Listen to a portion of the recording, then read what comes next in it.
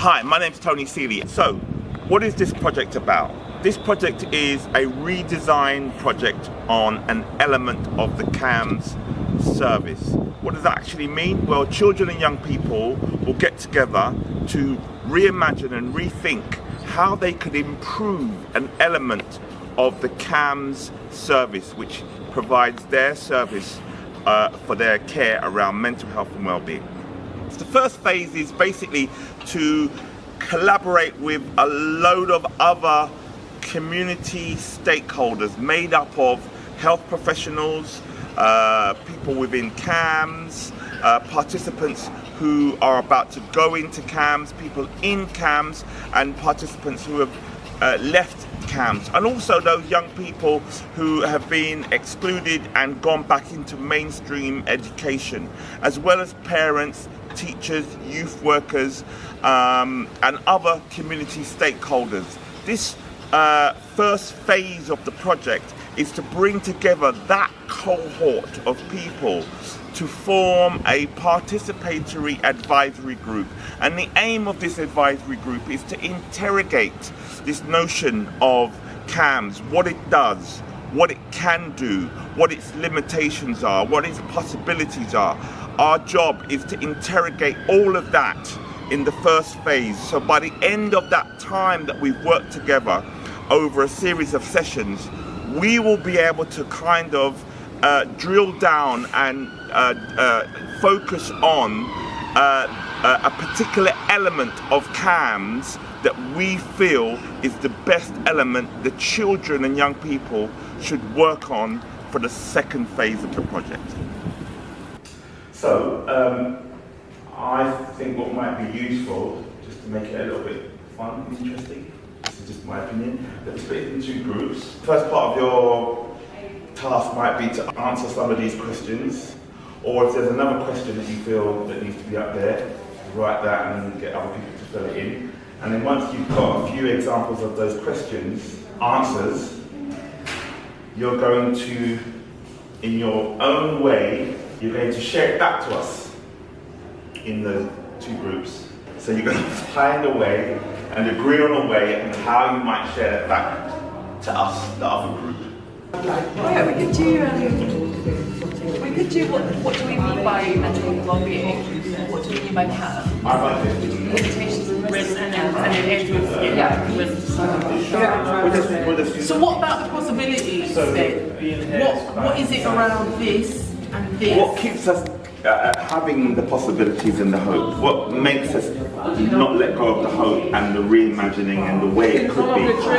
What helps us to kind of stay on that track to say it is possible to change it, it is possible to tweak and improve? Yeah. But after a while we're going to get tired with the desperation. No, but you're still going to have a need. If you are a parent or anyone who's working with or supporting, caring for a child who has these needs, you have to go somewhere. And if there's no alternative, you're kind of stuck in the system. So as long as we have a society where if it's not biological based, it's societal based, the issues around their mental health and well-being, therefore we're always going to have that issue. So is it that we need to change those to minimise? Could they have like a community council? Do you know what I mean? Like sort of like an ombudsman or something like someone who can leave when you're waiting too long and you're not getting the service that you need.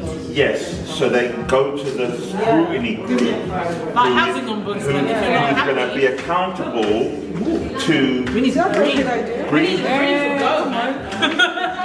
scrutiny group or accountability group that's going to oversee and make some accountable kind of, what's the word I want to say? It's not like fines, but it's something that's penalty. It's in that area of holding you accountable. And now that you've kind of messed up a little bit, what is it you're gonna have to pay more, or you're gonna have to commit more, work more hours, or you're gonna have to, do you know what I mean? Something that they have to, something has to be given out of them. to get that. We're going to pick a word, and then we'll say the words, sing the word, rap the words, whatever you want to do with the words. And then maybe everybody will give an expression of the words. Yeah? So I'm happy to read out the headline. So if I start, should we just start with trauma? Should I say trauma? I'll start before trauma. In training. I guess I was thinking we should just say the title. What do we mean by mental health and well-being? And then Say the thing first. Okay, Yeah. so that's what you mean by being a narrator. yeah. You're just saying those 4 lines. No, that's not fair. I was thinking though, it doesn't have to be words, you don't have to say the words, you can just do the actions. Oh, okay, yeah. Right. Because of time, we've got 4 areas. Yeah. Should we just do 4 images? Okay. So, what do we mean by? Should we start with this one? Okay. What's the image for that? What do you think of when you think of mental health and well-being? Yeah. I want to do that. I was going to say that, but I was going to jump. So maybe we could do different parts of that. We can do from the joy to the less joy. Yeah. So maybe Okay, someone could that's hold cool. their head and someone else could go like that. Yep. Yeah. So we'll do different poses. Whatever. Yeah. Whatever we do, it's going to be the right thing. Yeah. It's a world premiere, never been seen before. We're about to witness something amazing in your own time. What do we mean by mental health and well-being? Everything. Whole community. Time to talk.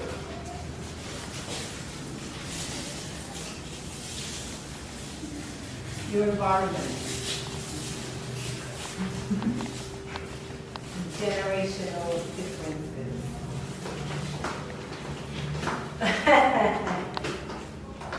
What do we mean by CAMHS?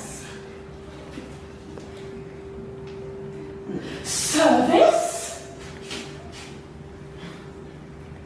Levels of support?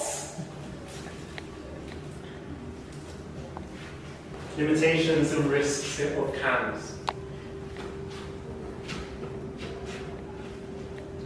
Overwhelmed.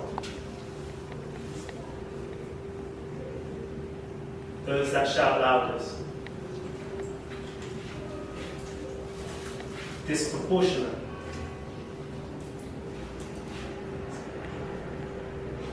Lack of awareness.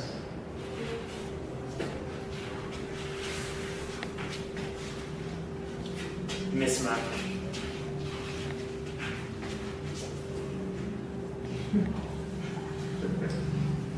Future possibilities of CAMHS.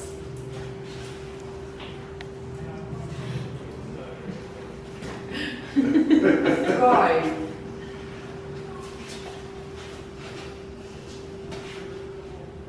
Simplify. Clarify. Communicate. Join up.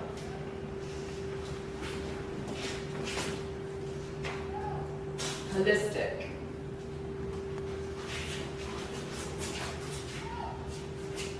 Cultural competency.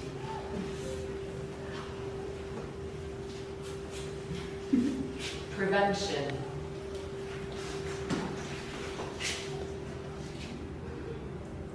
Right people, right service, right time. Yeah? So I joined this group to think about CAMHS and how we can redesign and improve it from 2 angles, really. I'm a Lambeth resident and I've lived in South London for over 10 years. And I also work in CAMHS. I'm really passionate in terms of improving health equity and access to services. What do we mean by mental health and well-being?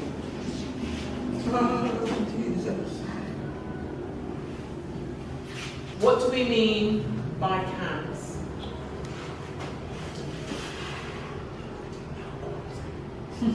What are the limitations and risks of CAMHS?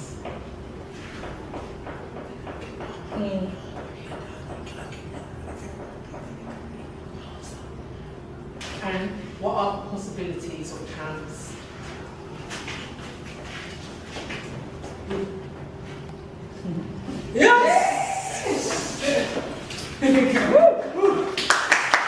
The main reasons why I joined this group is we work quite closely with the local mental health services under SLAM, but we want to reach out more. Essentially, we want to reach more young people and make sure the people who would benefit from our services are able to access our work.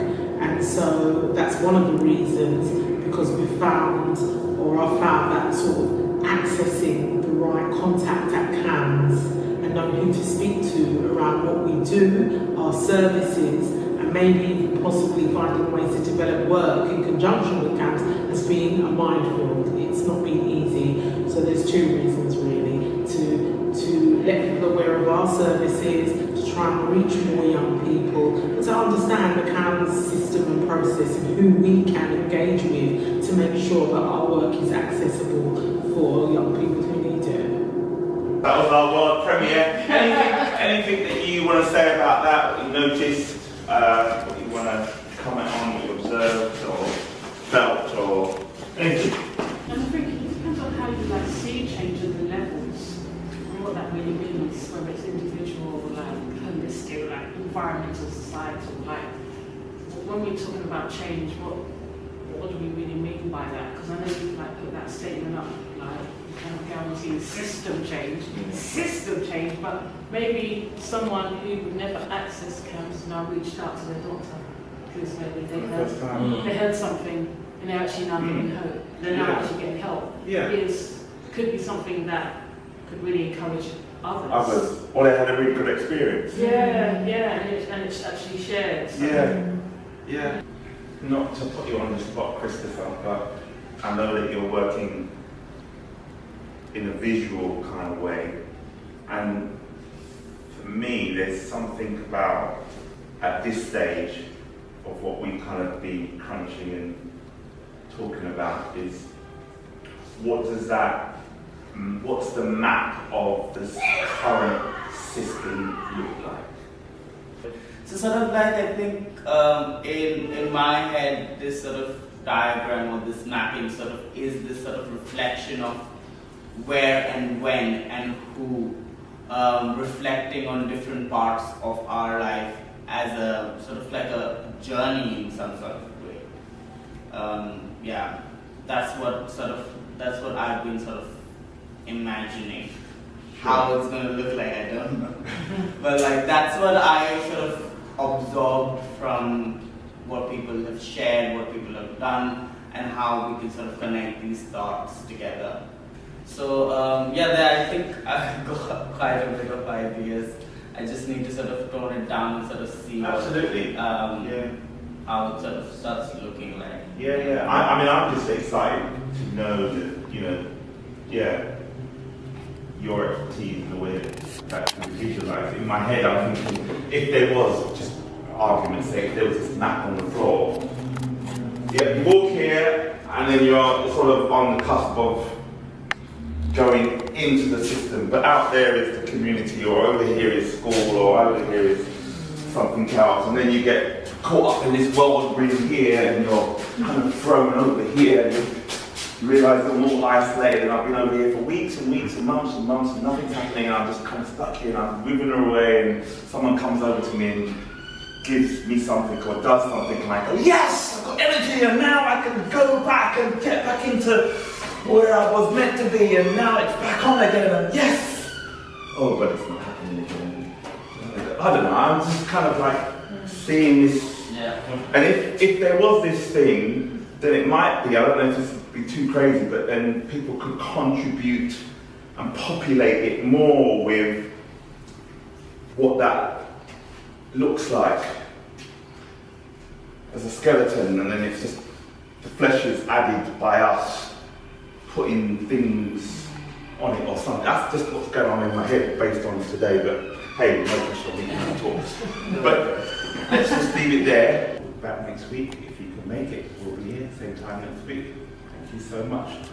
So one of the things I thought I could invite you to try is sort of some kind of some kind of mapping activity.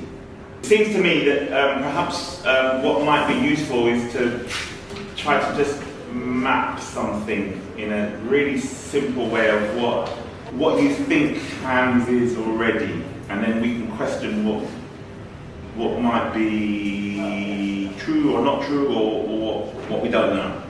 But I want to try to see if we can map that on the floor. They say, oh, you need to go to blah, blah, blah. And then you go here, which is here, and then that. Do you see what I mean? So we're trying to see where you might end up on the map, and what are the places on the map that one could go, skip over, not go to this one, but go to something else on the map. Does that make sense? And I don't know what this map looks like, and I need your help. So I think what might be useful if we kept it really simple and go, there's a young person, they've got a mental health problem, the parent notices that this is an issue, what's the first thing they do? Who do they call? Who do they go and see, or who do they write to? What's the first thing?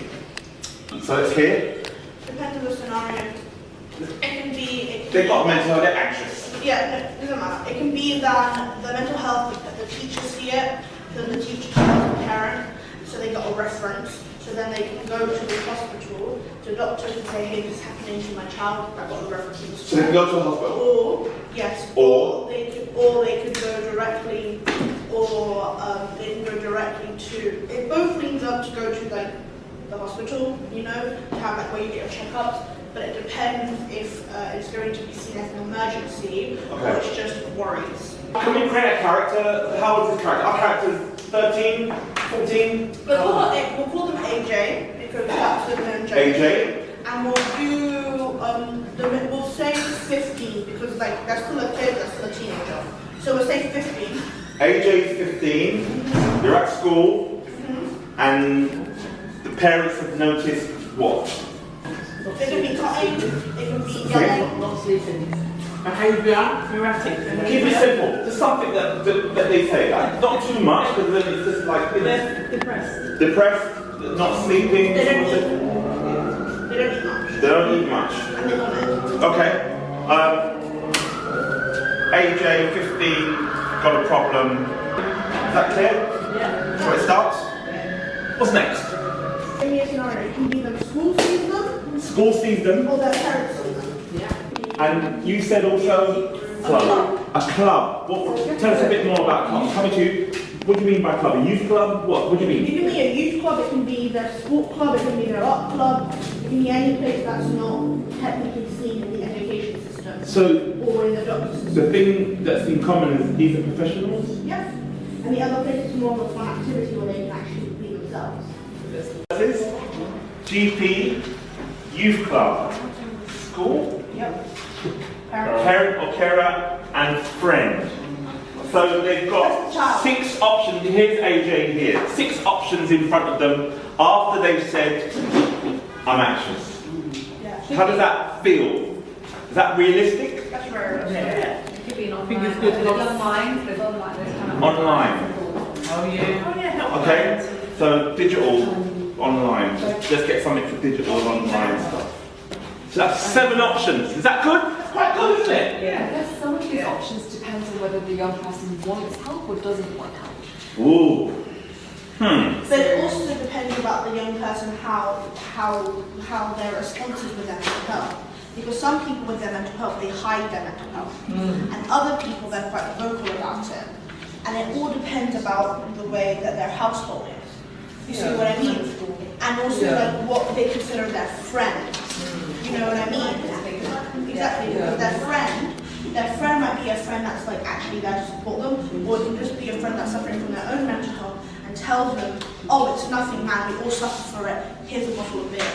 I know that's 15, but like, you'll be surprised, okay? You know, so it literally depends about like who they're surrounding themselves with, because their friend, right, that's already like, no offense, it's already like a very sketchy option. You know what I mean? Parents, Oh, that's what's red. No, it's green. Parents is also another sketchy option. Sometimes some people can't trust their parents because it can be because of the culture, because mental health is just like, oh, it doesn't exist. You know what I mean? And if the child has disabilities as well, it's a whole other ball game. Most likely what's going to be happening, because this is what most people who actually get recommended mental health, it's going to be their club who's going to mention it to their parents, right? And if it's mentioned enough times, it's going to be mentioned, and then social service is going to get involved, or it's going to be the school that's going to get involved to tell social service, or if the parent actually does believe in mental health, it's going to go and tell. So these are the most realistical. Thank you so much. That's really important. What else? So some young people do go to their GPs themselves and ask for help because, as you mentioned, they can't kind of go to their parents or etc. etc. So some young people do. They go directly to a GP. They go directly to a GP. The parent may take the young person to the GP. The parent takes the person. And the school may say they don't want to make a referral themselves, but they may signpost the parent to the GP. Okay. What's that saying? I just thought faith groups as well, I think. Faith groups? Yeah. They get some support there. Is this useful, what we're doing? Yeah. I'm just thinking, what's the best way for us to proceed into this and maybe go down a particular path, get blocked, get stopped, turn around? I think we should do what you just said, which is the gatekeepers, right? Yeah. So you're talking about self-referrals, and I think a lot of people move away from self-referral because you risk being inundated. So you've got the gatekeepers, your GPs, your social services, and your schools. They have the referral rights. Everybody else is an informal, where you might get a chat, you might get more than a chat, you might get some advice, but they're not the gatekeepers. They can't gatekeep CAMHS. They give that responsibility to some. So in Lambeth, there is a way in which young people can just self-refer. The Well Centre, they don't have any barriers, etc., and they have youth workers, and it's very low touch. But I guess obviously people at the Well Centre, I'm not sure physically. It might be in Pine Hill, so it's like in one bit of the borough, so it's not that widely known, but it accepts referrals from the whole borough. Right. So it's a sense of like people don't know where to go, even if there is a place where young people can just take themselves to. And I guess the other bit is like all the A&Es are open doors. So if you're really struggling, you can just take yourself to A&E. But obviously, as a service, we don't want young people to rock up in A&E in that way. And there are CAMHS crisis lines, like the phone numbers are meant to be kind of open as well. And that so we do have this idea called like a single point of access. So we did try and make it similar, but it's still pretty. I guess the message. People don't know that. Yeah, so the message hasn't got out. So this group is really important because it's brought together so many different stakeholders from the local community. So there's people from Black Thrive, people from Lambeth Council, and from arts organisations locally, youth workers, people who work in mental health and in schools teams, and it's a wealth of knowledge and experience, but also we're hearing from parents directly in our work, and that's created a really interesting mix of ideas, of identifying the problems, trying to navigate and arrive at a common language. So I think that there has been really interesting ways in terms of how people have talked about the same problems, and understanding how people think the solutions might be. So I hope that the group will continue going forwards, partly because I have a vested interest, as I'm also doing a PhD research project around CAMHS services and access and outcomes whilst young people are waiting for CAMHS. But I think it's great to have people who are invested and want to learn more and share their learning with the local community to affect change. But you have to also think about, I just remember, when people try to take online support, like the calling, sometimes you might not get the same caller, especially if it's an emergency line. So it kind of, you have to start you have the person, AJ, had to repeat that whole trial Again, why it's somebody happening, else. has something else, and sometimes they might be so angry and don't want to be in the room, they hang up that person. The caller on the other line might be like, oh my god, are we going to do something stupid? And then when they want to come back and call that person, they can't because it's just changed. Or, and that's if they're lucky to get that person on the phone. Sometimes the phone lines that they do know are so popular, you have to be in a waiting line. Their phone lines like Samaritans, if that's the case, because I know that they're pretty well staffed. And also think their communication marketing campaign has been amazing. You know, the Samaritans comms campaign, similarly to Frank around drug use and young people. It's like it sticks in your head, you see it everywhere, there's a simple number, and it'll get you through to someone who can go, and I'm not the expert, but I know who can go. Some people don't know that I'm well. They have no idea that they have a mental illness at all. And we missed out 111. Because 111 was where my first book call was. And they were so instrumental in sorting out an appointment for CAMHS. They were very good. In fact, I can't even complain about CAMHS because they was excellent. Excellent. Phoning, not getting through, that's like a disability thing again.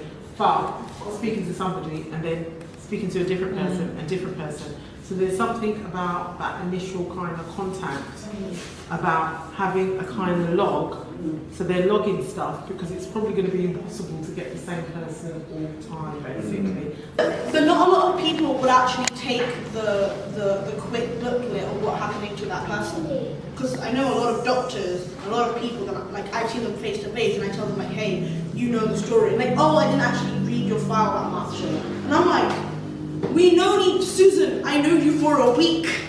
And like yeah, I didn't know about this. And I'm just like, but this is where it needs to be integrated because I suppose it's NHS-wide and other services, they need to have something where it's kind of logged. So I don't know about you, but with my GP, they've got a list of all types of things from all over. And I'm not saying it's the GP's responsibility, but maybe that's part of the problem because it's so disjointed and you get all these constant breaks. That they need to, if someone's made a contact, we're doing this at work, looking at our safeguarding and our process and procedure, it's like actually we need a log. If we get something that comes, an incident that occurs, we need to have it down and we need to be checking what happens and logging what happens and go back to it. What is important about this group? I think it's important that it's happening at all. I like the way it's happening, I like the creative approach to problem solving and the different people who are involved in the group. It's a mixed group. It's not just all professionals working and functioning and thinking in the same way. You've got practitioners, you've got parents, you've got people who provide alternative services, you know, you've got researchers. So I like that dynamic of bringing people who have lived experience of the CAMHS process, who might be professional within that healthcare system, but also people from a community, whether it's service or just as lay people, that dynamic of coming together and to try and, you know, do some problem solving in a creative way. And I think that is important.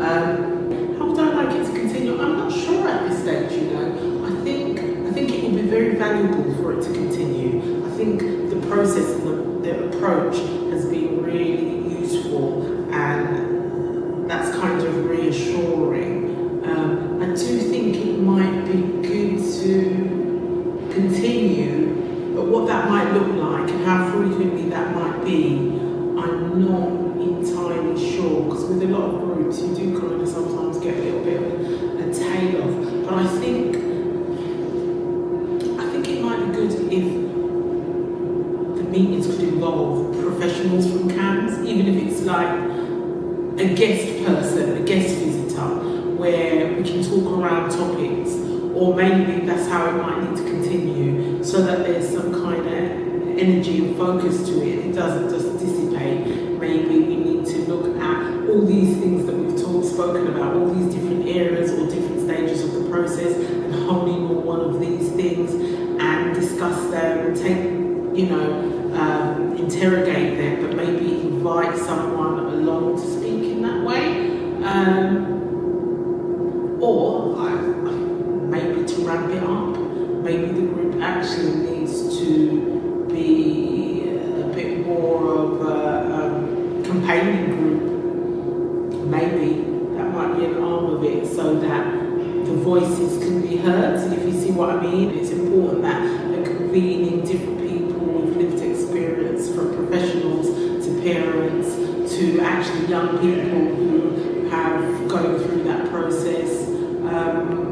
We want to build on this work, so it's trying to find how frequently beyond this the group can meet, whether that's in person. But I think it needs to be, again, dynamic. It needs to be focused. I think there needs to be a focused agenda to what we're doing. I think where people have got clear outcomes, groups kind of work and survive. So maybe an outcome might be to, as I said, become a bit more of an advocacy group or a campaigning group where everyone is working on a single project. That consistency of worker or is a problem across social care full stop. And it goes back to the fact that we don't pay people based on the value of what they're contributing to society, right? Footballers get paid X, Y, Z, but the nurses get paid for 6. So it's a massive system problem. It's not specific to CAMHS. I see it in homelessness too. You can't stay if you're not being paid enough to live. Are we good about what we're doing? We've got a sense of progression? Yeah, we're good. Can we try to hurry up a bit more? Yes, we can. And try to get there? Sorry. The mental health rate of young people has gone up. So the figures are literally, it's pandemic. So I think, in all honesty, CAMHS cannot cope. Yeah. That's the reality. They cannot cope. So what's the alternative? I think that's important, because my question was, as we've been talking about, is the end goal more referrals to CAMHS? Is that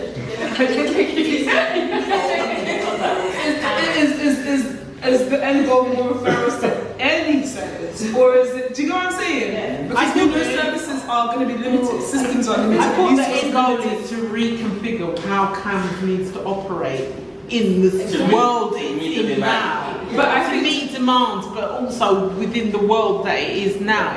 It's the reason why it can't cope is because it's based on antiquated systems. I saw someone said it was a bit antiquated last time. What does that mean again? Antiquated, old-fashioned. Yeah, old-fashioned.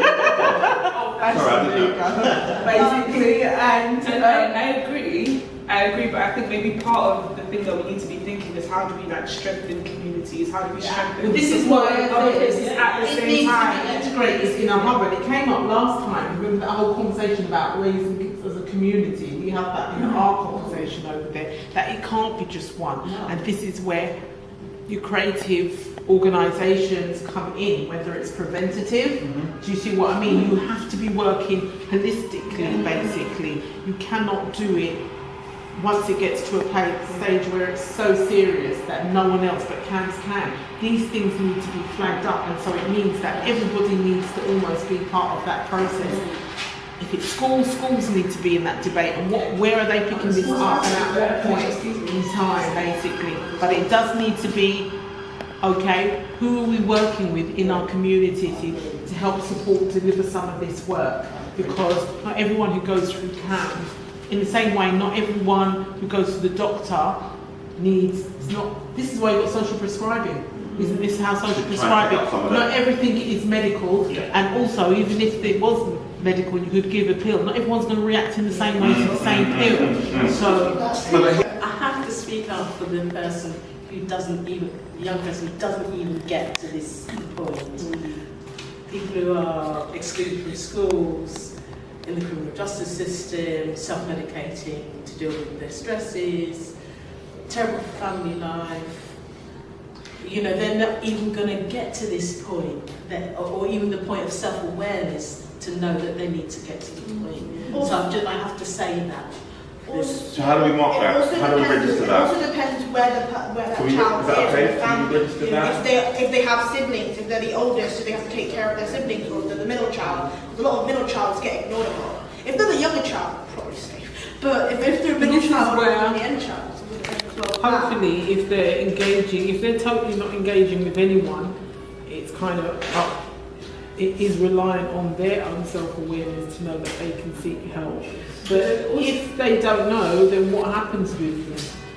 Basically, because if they can't self-refer and there's no one around them who will pick it up, if they're in the criminal justice system, I expect someone in the criminal justice But there are like certain categories that are tagged with CAMHS, so that's one of them. What's this? No.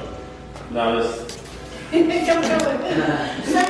Right, the reason I'm saying no is because I've got people I know that works in that system, and the issue again is it depends on where you are. So basically in that service you find that you're not that important, right?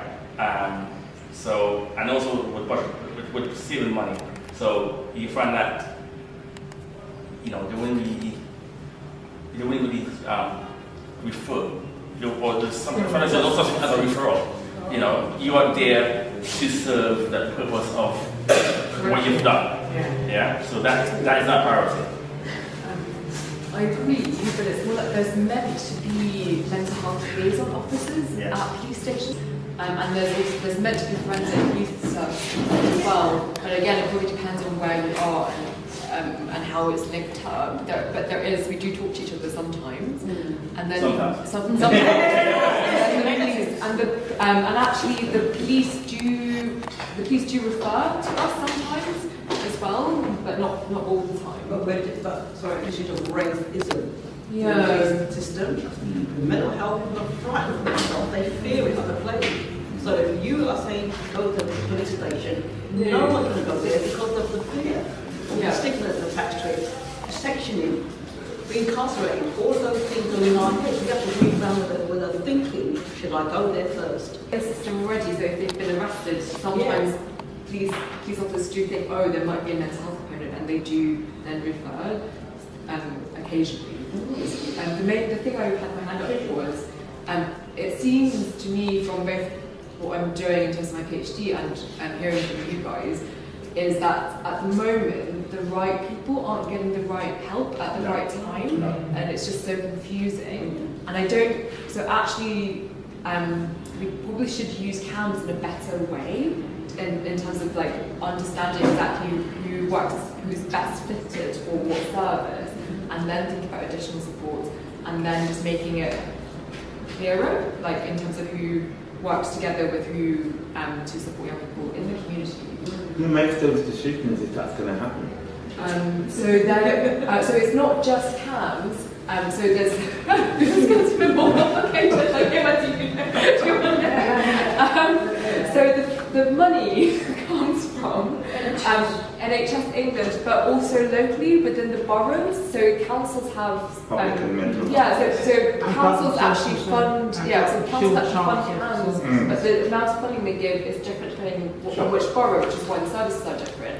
But there is like incentives for like integrated care boards that then make decisions about commissioning, etc. So there have been some digital interventions that have been commissioned because people are like, oh, maybe we can save money in the other bit of the system, but we don't know whether they work or not, or who they work for. But yeah. If CAMHS is struggling as a thing, is it like one of a range of routes? So there are, in this maze kind of situation, you have the thing at the start, and then you can kind of go, you know, CAMHS is one route to do it, but maybe there are others, and maybe the way to kind of like integrated care board or something, but maybe the thing is to kind of have commonality across. I like that, especially because really the goal is like mental and emotional wellness. Yes. For people to be well and to receive whatever help they need at whatever point they're at. I think that's a good way of thinking about that. And also reminding people that it's not just CAMHS that are responsible for mental wellness. Like obviously the intervention, where you're staying matters, where you go to school matters, the youth clubs you go to matter. All of those other spaces are crucial for like improving and supporting with mental wellness. And on that note, just coming back to the GP thing, I know about 111, I know about GP, I know about A&E, and so because I know them and I see them as a kind of entry point, I can kind of make some kind. My own context is this is an adult, obviously, but sort of adult.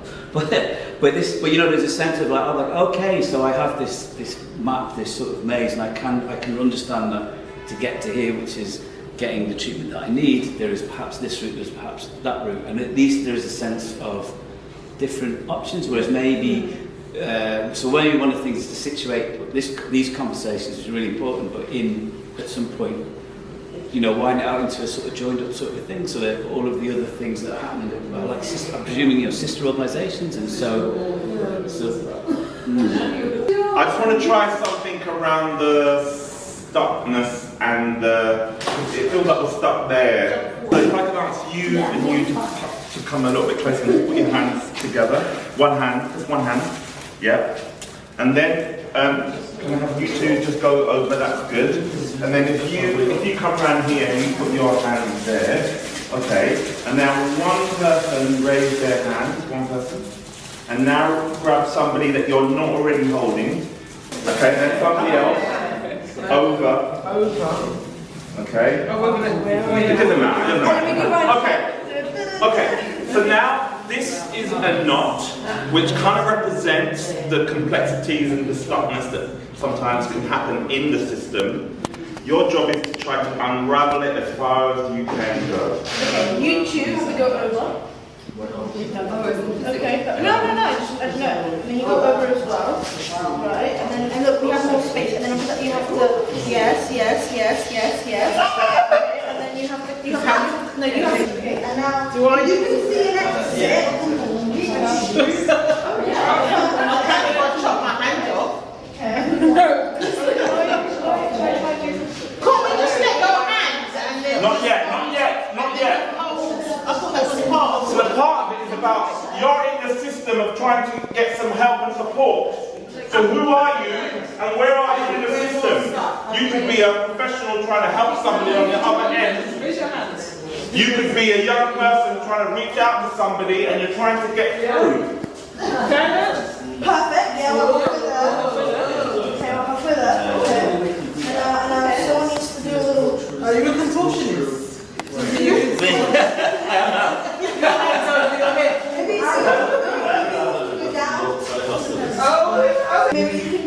get. And if you're correlating your experiences to how you're thinking and feeling in this activity, how does it correlate to the CAMHS system when one's trying to engage and it's stuck with it, trying to see through it, trying to go under or over or around it?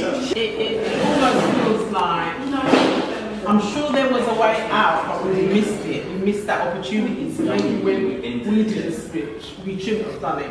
And so I'm thinking from a service point of view, it's like there is an answer, but if you miss that opportunity, you're just going to keep tying yourselves in knots. Do you see what I mean?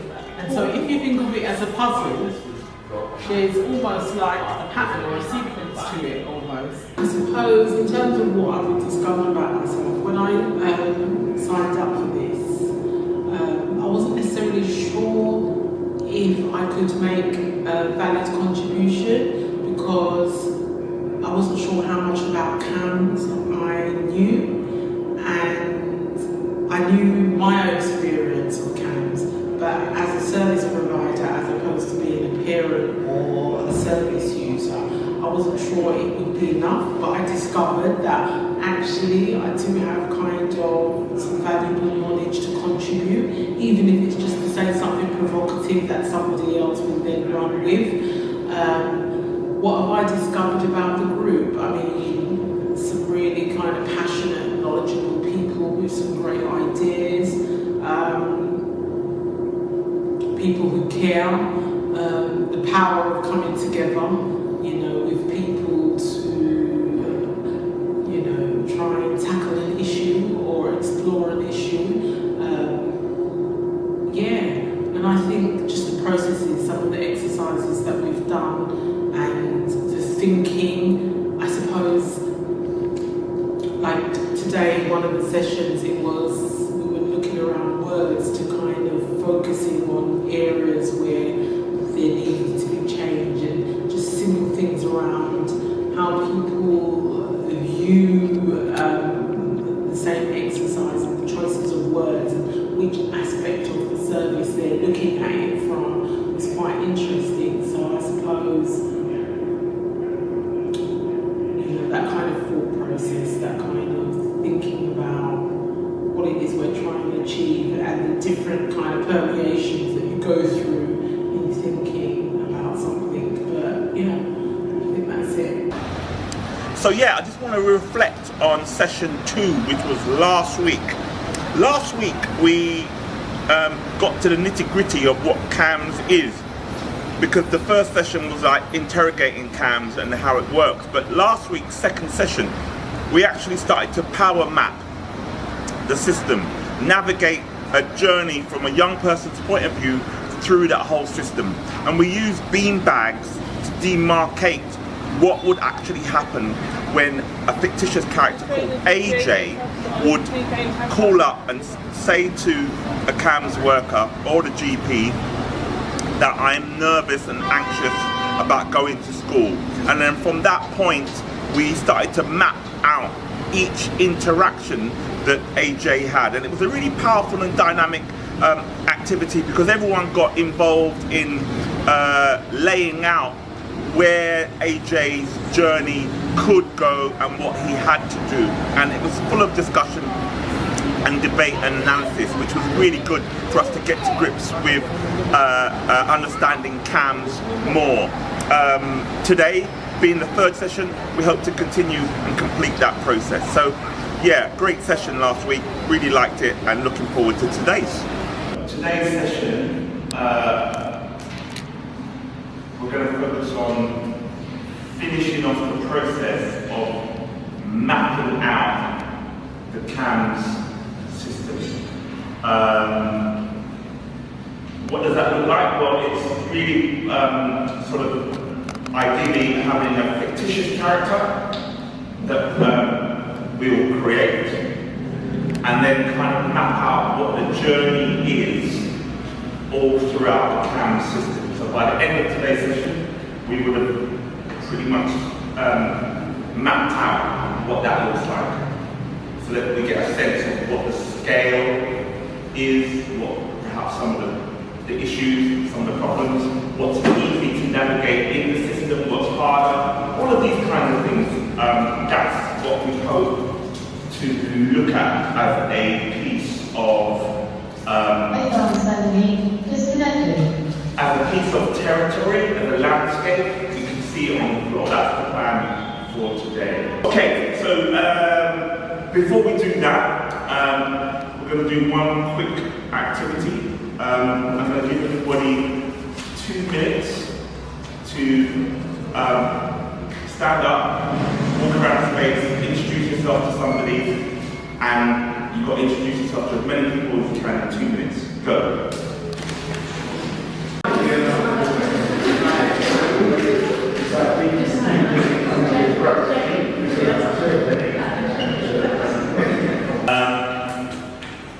I'd like you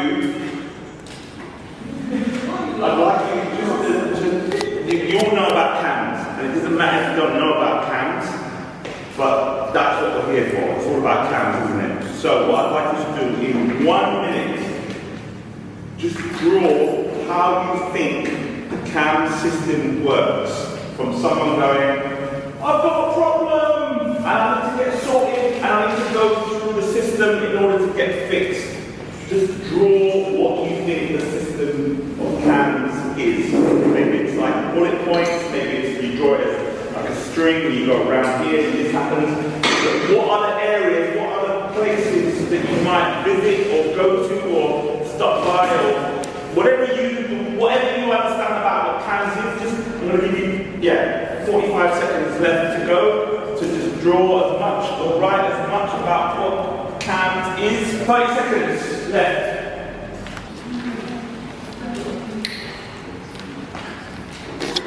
Pathway, I've got a problem, and then this is like a pathway to getting help. Next. Yeah. A pathway is the one that lacks nuance. Okay. Thank you for doing that. Any comments about that activity? What you might have noticed, what you discovered, what you thought, anything you want to share? Or move on? Feels like there's room for improvement. I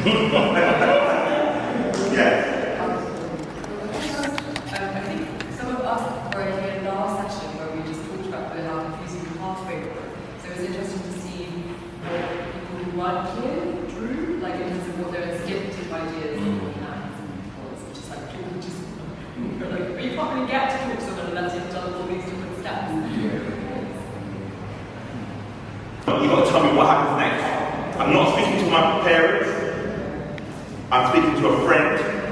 I need to know from you what happens next. You need to speak to someone. I'll speak to my friend. Have you spoken to family? No, I've spoken to my best friend. What happens next? The best friend speaks to their own parents. Their own parents. No parents, their parents. Okay, they have a conversation. What's the outcome of that conversation they have?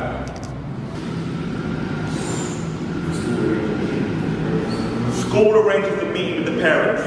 Yeah. Some schools have counsellors that they can refer to, or like well-being. Can we write that down again?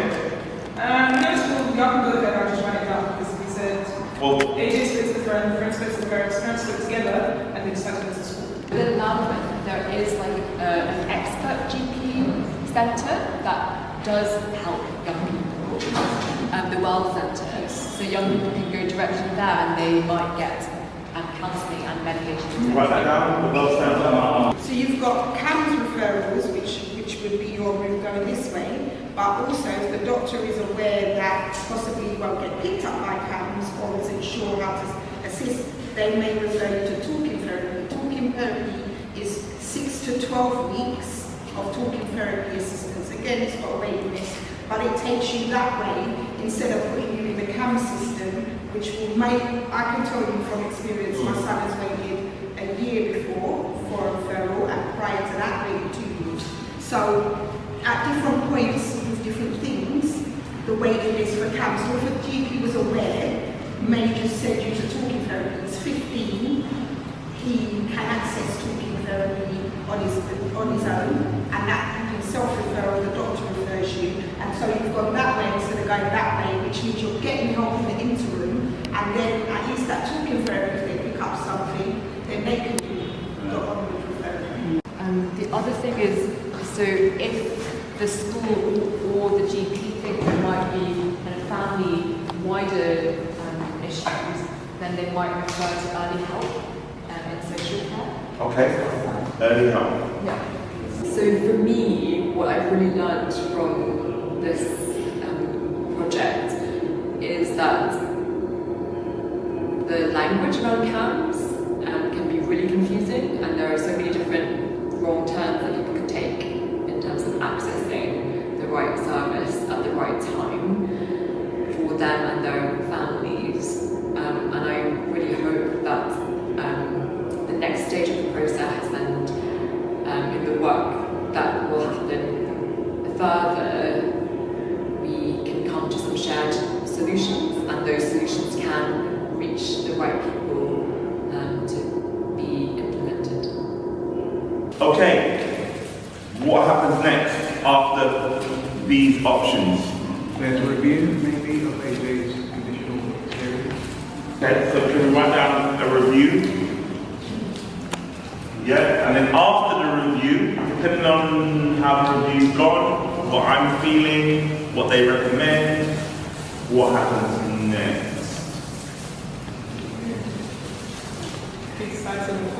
Yeah, then you've got to go for all. Is that one option? Discharge? That's 2 options. Yeah, discharge. Wait list of what? And we've got referral, or we've got a discharge. It's not all again. So what? So Oh, I guess the young person and family don't come back for the review. They don't attend. we need a discharge here. Well, there's 2 ways.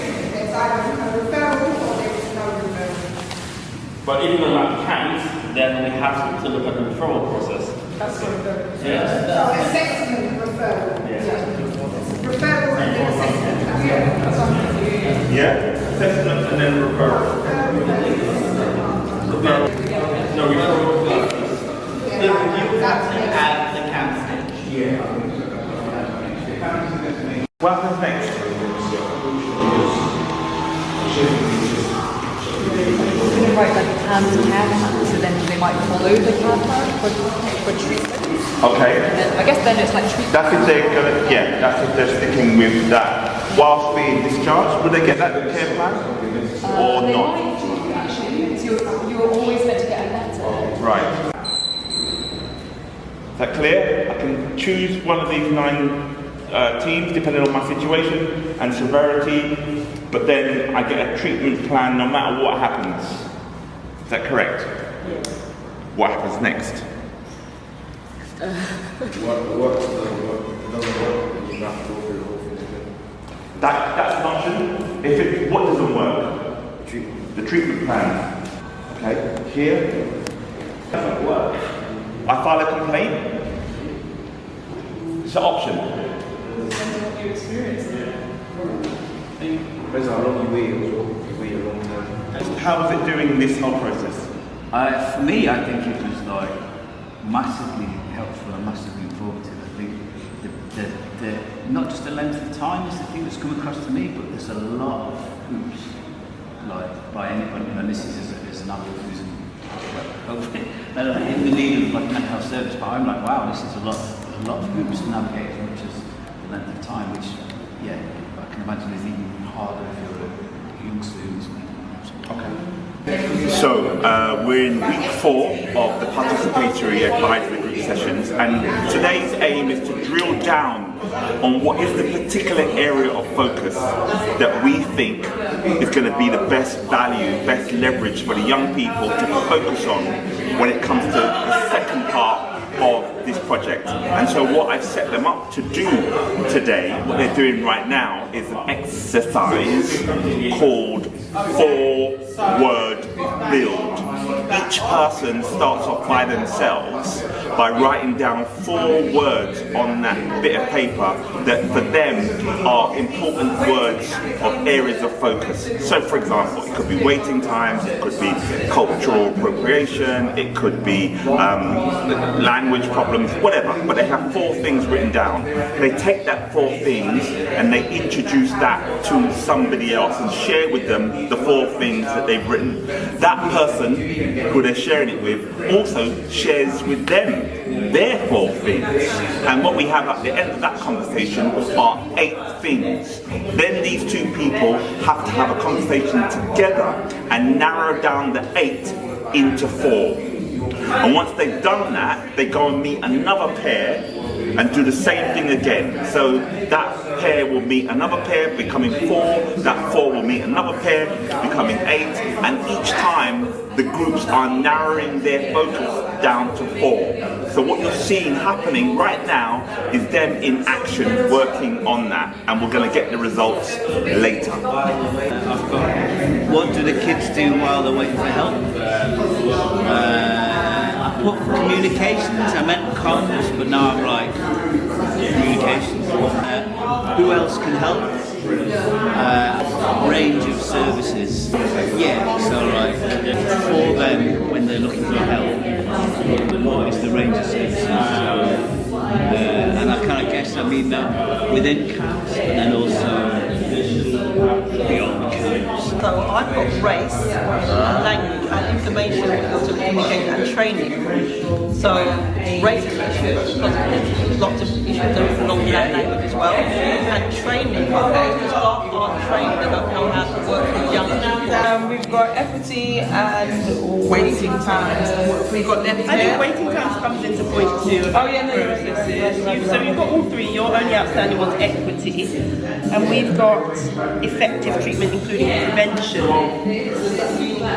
I think prevention is so important, and I'm talking about before you even refer to somebody to CAMHS. It's again about that work you do early to intervene before someone's Yeah, I'm thinking we could do both of them because I do think equity is important.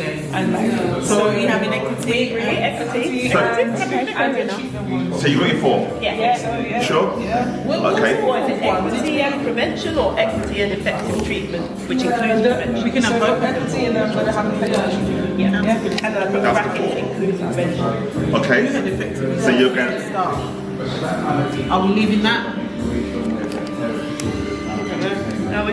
argue it. It's important to argue it. But I don't know what to throw out. So, well, you've got either effective treatment, effective and supported staff. All of ours ticked off. All of ours are ticked off, aren't they? I don't think we can fit staff in. Yeah, we're gonna. I think it's effective treatment Maybe the staffing comes under that recognition that you can't treat someone effectively if the treatment changes, if the staff are crap and they change.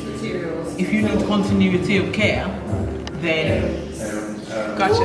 Yeah, you got it? You got the 4. So share with these two the 4 that you've got. Is that training and effective treatment? I think so, because to be effective treatment you have to be well trained. Because I would take that as a point to say, well, how do we give effective treatment? What are all the things which constitute that? Youth voice, effective and transparent processes, and underlies like clear pathways and accountability. We've got equity, we've got effective treatment. It feels so annoying reducing all our conversations to like it's like titles, but yeah, we can explain what we meant. Yeah, exactly. So we've got accessibility, we've got funding, we've got waiting while you're waiting to be seen, what happens there, who sees what, whether it's going at better time, and training. We want training on the agenda because a lot of the staff sometimes are not trained enough to look out for what they need to do to work with young people. A good example of that, if you meet a young person who's 6 foot tall, a black brother comes in and the fear, they get treated very differently to a smaller person because they are bearded or whatever. Those are issues for me. So training and funding is part of that training. Without funding, you can't train anybody. Right, so we have to kind of work out how those are similar, what comes before what fits under what. And you've got 5 minutes.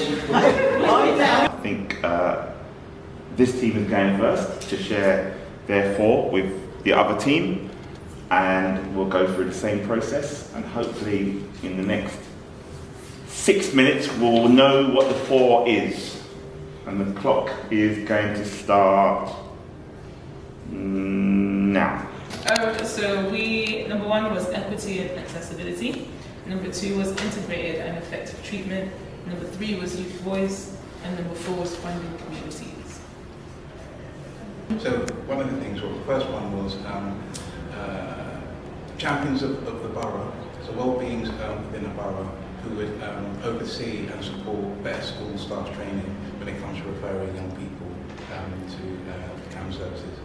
The second one is kind of similar, but they'd be like a post-referral triage person who might kind of give a second opinion, or would kind of maybe not so much adjudicate, but give a strong opinion on whether the referral to a particular service is the right service the young person is referred to. So for example, they may get a referral, kind of a very, not weak, but not very strong referral for CAMHS, and they might say, well, okay, well, is it really a CAMHS issue, or is it maybe a social prescribing issue or an occupational therapy issue? The third one was to have visual aids, so like making information about CAMHS more sort of friendly to people who may not have English as a first language, may have SEO, maybe visual challenges for hearing. The fourth one I feel is kind of similar. The fourth one, tell me if I'm wrong, but we're talking about making relationship between parents from maybe minority backgrounds upon encountering CAMHS through, let's say, their children's obviously for this CAMHS, for their children needing to access CAMHS. Schools could play a really strong part in understanding how to make materials more accessible for those non-white essentially communities. By having coffee mornings where you might be co-productive, so you might invite, let's say, parents from certain backgrounds to come and maybe talk to the school, discuss how the schools, if you like, approach well-being can be a bit more accessible to them. It might be that there needs to be like translated materials, or there needs to be maybe awareness of maybe cultural norms within particular communities. So the group did the exercise 4 words, and what we actually boiled down to were 4 crucial areas. The 4 areas are equity and accessibility, which is around roles and underpinning how that works in schools, how school children can be champions to advocate for people's rights. The second area of focus was integrated and effective treatment, which is around the roles for post-referral oversight at a borough level. The third area of focus was youth voice, and that was really co-producing well-being materials. The fourth area was around funding communities, giving different communities the ability to shape and promote the resources that are needed for special education needs or black and ethnic minority communities, people with disabilities, etc., etc.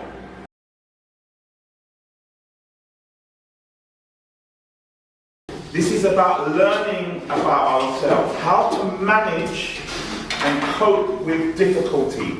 That's what the game's about. It's also about listening and responding, because when you're on stage and you need to hear the lines of somebody so that you know, oh, this is my cue to come in, I can now respond or react. But if I don't hear my cue, I might miss it. This is a simple, playful, problem-solving game that causes a lot of stress. But you have to learn to manage it. It's only a game, but it teaches us something. It can be playful, it can be fun, but it can be also stressful. Let's begin. Go. Math is 10. 10 to 1. 1 to 6. 6 to 13. Oh, I saw some people kind of leave it in there, Michael. Don't try and style it out. Michael, I saw you. I saw you. Don't try it.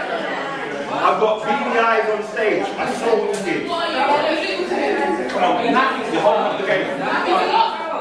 My name is Michael and I'm at the Brixton Library. The reason why I've joined is to extend on my acting potential and my acting abilities, because I really love acting as a passion and a hobby, so I'll do anything I can to extend on it and, you know, to make myself more visible to, you know, public eye. Well, what I hope to achieve is to get, you know, to be a more popular actor, like get into TV shows, you know, movies like Netflix, Amazon Prime, you know, basically just get into mainstream shows and, yeah, to earn more money as well, improve the financial situation. For our next activity, we're going to work in groups of 5, and in those groups of 5, you're going to sit down with your other members and you're going to have a conversation about mental health and well-being. Anybody can share. You don't have to share if you don't want to, but anybody can share anything about mental health and well-being. Ultimately, what's going to happen is that you're going to share some experiences or stories if you want to, and then you're going to think about how could we make a scene out of those experiences. So for example, if someone shared a story about being unwell and they had to go to the doctor and then they got some medicine or antibiotics and then they felt better, that's a short story. That could be replayed back and reenacted. And you decide who's going to play what part. Oh, I'll play the doctor, I'll play this person, I'll play that person, whatever. So you're going to share stories in your small groups about your own experiences that you're happy to share. Everyone will share as much as they want or as little as they want. They don't have to share if they don't want to. But out of the sharing comes a story or other stories. And then the group decides on the stories to enact. You might decide to put 2 or 3 stories together to make one story, or you might go with this person's story and act it out. Does that make sense? Yeah. And then we're all going to watch the scene, we're going to comment on it, and what we're really saying to ourselves, what is it that we like about what people have done? Oh, the scene about the doctor scene, oh yeah, we like that one. Or the scene about going to the shop and getting this, maybe we don't like that one. We're going to make some decisions about the material, because we have to make lots and lots of material, and then we have to decide upon that material to say that scene should stay, this scene should go, this scene might need some more work on. We're going to make some decisions and conversations around that. That's how we're going to generate the material.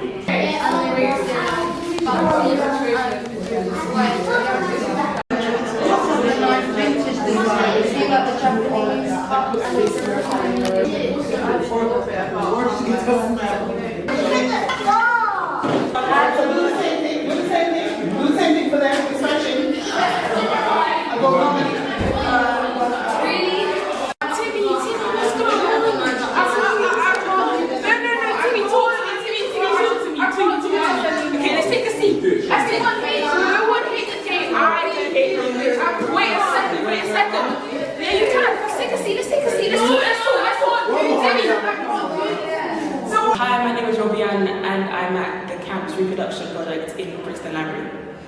I joined the project to get better at acting and to also be with other young people who also want to do / pursue a creative pathway. Also to bring light to mental health problems and to the people who are in the audience so they can help to improve the mental health system.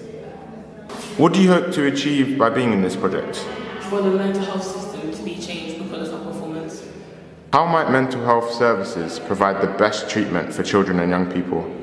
You see how in schools when teachers are like, oh, you guys can talk to us if you need help with anything. I feel like that is not really implemented.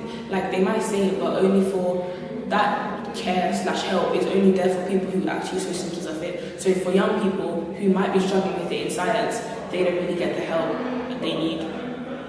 The aim of what we're doing is generating material that may end up in the show.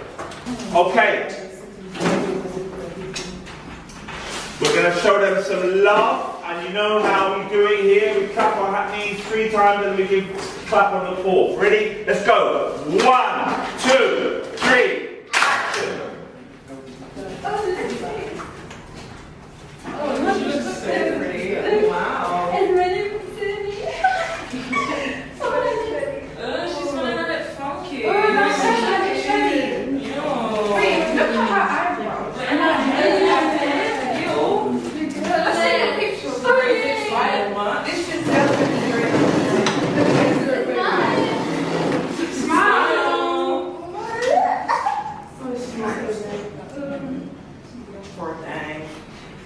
Later that day. Timmy, you need to tell me what's wrong. Leave me alone. Please tell us. Leave me alone. I can't chat to anyone. That's what you don't understand. Anytime, come out and judge. No one wants to speak to me. That's what I'm trying to say to you. Not the school, not my parents, not my friends. You're not listening. But I can't. Listen to me. You can talk to me. Wait, Shelly. Please just leave me be. No. Please, I just can't do this. Can you get help? I can help you. There's no one to help me anymore. I told you there is. This is free. Oh my days, Sandra, you didn't understand. This child is actually driving me crazy. She's always coming home talking about, oh, I'm hungry. Did they not feed you in school? This. Oh, she's back again.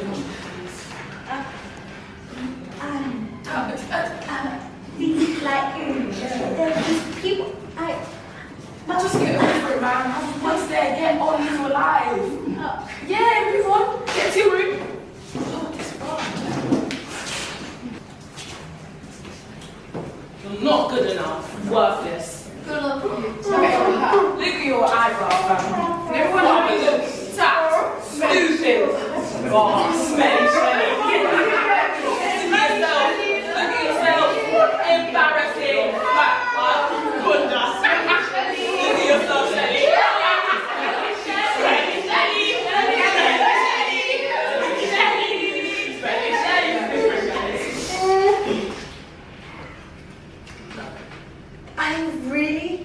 Is it really true? Am I really not good enough? Am I really not good enough? Am I really smelly? I don't feel smelly, but maybe I am. Maybe I am. Or maybe I am worthless.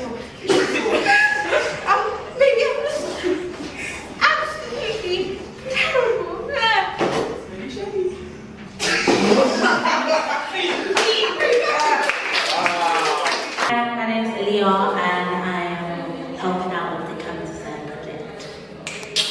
I did this project for two main reasons. They may not be good, but yeah. One of them was because I wanted to like experience like other people who might not have experienced it, stuff like me, and I also wanted it on my CV. So yeah, I hope to achieve like more growth and understanding of why I felt the way I did, and to like maybe have connections where it's not just me or my ones who feel like there's people kind of like this, and I can speak to them and have their point of view and grow as an actor and a person.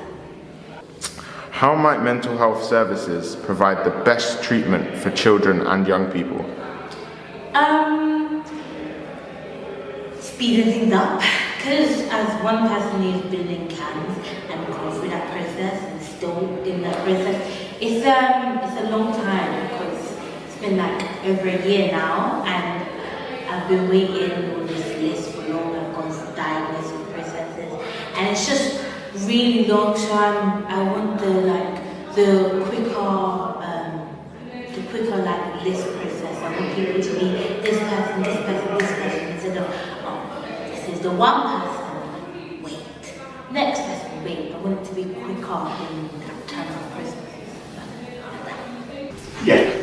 I liked the acting very much. It gave realism. Like, So I think in terms of the number of scenes, I don't know, 7, 8, maybe 10, probably no more than 10, but that will give us a nice structure to show all of the important areas on this journey for the person. Does that make sense? Mm-hmm. Personally, I think with the stuff that you've created already, we're definitely more than halfway. We've just got to create some other additional scenes to help us go from out of the community into that seeking help section. And then when we're in the seeking help section, we want to see what happens in that. How are they getting help? From who? How often? What kind of help is it? What kind of treatment is it? Is someone saying, oh, go and read this, or go and whatever. What is that treatment? What is that help? We want to see that. And we want to see the problems and the barriers that they're facing during those scenes. And by the end, as I said, by the end of the play, they are in a much worse situation. They're either in crisis, they're in defeat, despair, something ain't good for them. Rightio. Okay, so, time for some work. What I'd like you to do is to create some scenes. One of the things that I think is really, really important, and this goes for every topic, every issue, power. Power is always lurking around in some shape or form. Let's just have a quick 1 minute brainstorm what types of power we're talking about. Just shout them out. Political power. What else? What else? Mental. power. Just brainstorm. Shout them out. Yeah. Willpower. Willpower. What else? Yeah. What else? Hierarchy power. Thank you. Yeah. Governmental. Yeah. Institution. Yeah. What else? Motivation. Family. Yeah. Everything. Everything is connected to power. Power is always around. It's just how you want to look at it. But we have to make sure somewhere in our play, power is represented in some shape or form. And that's where your creativity comes, to represent it. How do we put that power element into our play? So there's something about power that is definitely clear. Even if it means like having Leon's school teacher character. They have a lot of power. They can make or break somebody. Yeah? Even the policeman's got power. Everybody on the planet's got power. It's just that power, when it's against another person or human or object or institution, their power either goes down or it goes up, or it just changes into something else. But they've always got power. Power's always there with them, no matter who they are. But when they're against other forces, people, institutions, or other things, they change somehow because they meet this other greater power that says, wait a minute, I'm denying your rights. But hang on a minute, I know my rights, I don't care, I'm denying, you know, that's power.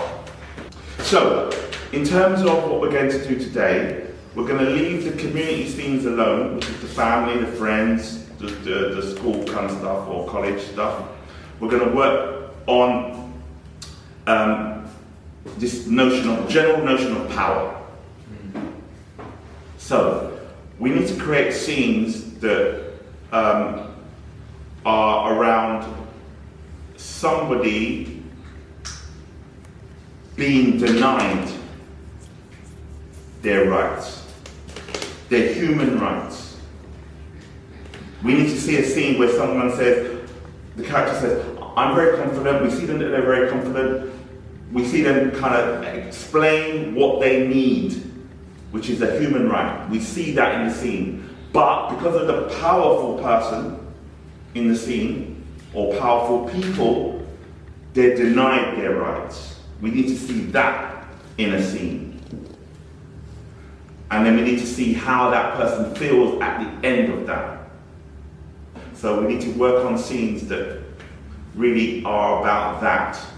So we're moving out of the community into the help-seeking scenes. So I want you to start off before lunch creating different types of scenes where our character goes to seek help. And if I was to ask you what kind of places a person could go for help, I'm sure you've got at least 6, 7 ideas. So we need to see a number of different ways that you come up with those places or people or institutions where a person could go to seek help. So you're going to devise those scenes now. Yes, someone's going to be a black guy, right? One of the presenters. What is that? You are not fair. Look at you. I'm gonna finish with that. You couldn't expect to go against anybody. You're running against that election. Okay, alright, my side.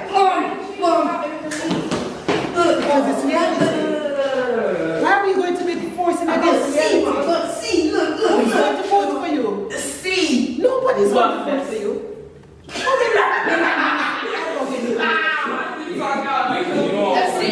Look, let me tell you something. Your mother is not. While stories have an overarching theme, you need to think about what is your audience and who is attending it, because at the end of the day, the event is to educate people and to share mental health, not just issues, but solutions and services and things like that. It is also an educational experience, right? So, like, I'll quote you. let me finish, and then and it's up to you because I'm not involved with theatre, right? I'm just responding to a story because I can respond to stories. Make sure you guys, when you improvise it, include this sort of educational element. Also, make it not as dark as it is. Like, if you make the end of each story as something that feels grim, then it takes away the aspect of hope. So, what you guys with the workshops you've been doing with Tony have done so far is that some things can be deep and some things can be simpler. And like, you need to create that balance.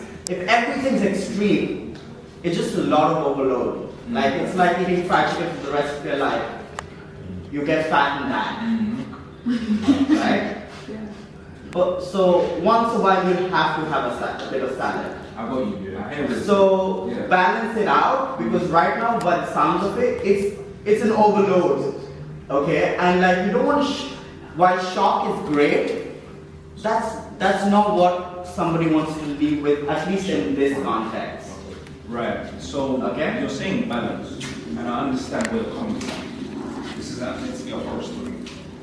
However, the whole point of it being a taboo is stuff that goes unreported and stuff that isn't normally talked about. The stuff you're saying that's so extreme is the reality of a lot of young people. And the stuff you're saying is, this is just, you should have some balance because it's just too extreme. You know, some people are desensitized to certain things. So for you to say this is too extreme, some people have gone through, I mean, it's each to their own person. Some people have gone through worse things for them to say, nah, that's true. And for you to say, maybe raise awareness for something that's less aggressive, well... No, I'm not saying change your story. I understand. I need to balance it out. Balance it out. Wait, the whole... I hear what you're saying, but obviously how we're going to make it, like Tony has been saying, is that like the ending is just like it keeps on going downhill for the people. So when an audience member comes in, for example, plays the protagonist, they bring an element of change and hope. That's what they're supposed to like be doing. So obviously it will probably end up changing the story. So it's basically how the narrative ends up evolving through like different ways, if you know. And on top of that, the whole point of making the ending so dark is because this is actually how it ends up. No one plans to talk about stuff that's less, you know what I'm saying, that's easy to talk about. No one wants to talk about the stuff that's hard to talk about, and that's the whole point of the play. That's the whole point of what we're trying to raise awareness of. The people who can do something about it only want to do stuff about the things that's easy to do. They want to make their jobs easier for themselves, and a lot of people go unhelped. Yeah. A lot of people. But that's exactly what I'm talking about. Okay. Where there are two things. The thing is that when you're raising education, like if it's an educational experience, right? Just showing how dark and bad it gets does not offer what is the option or hope in it, is what I'm trying to say. That's the whole point of the audience. audience. That's the whole point of the audience. The audience is supposed to come up If I was- on stage and give hope and give their version of how to deal with But it. even throughout it, say in the story. Yeah, but that's you relying on the audience a lot.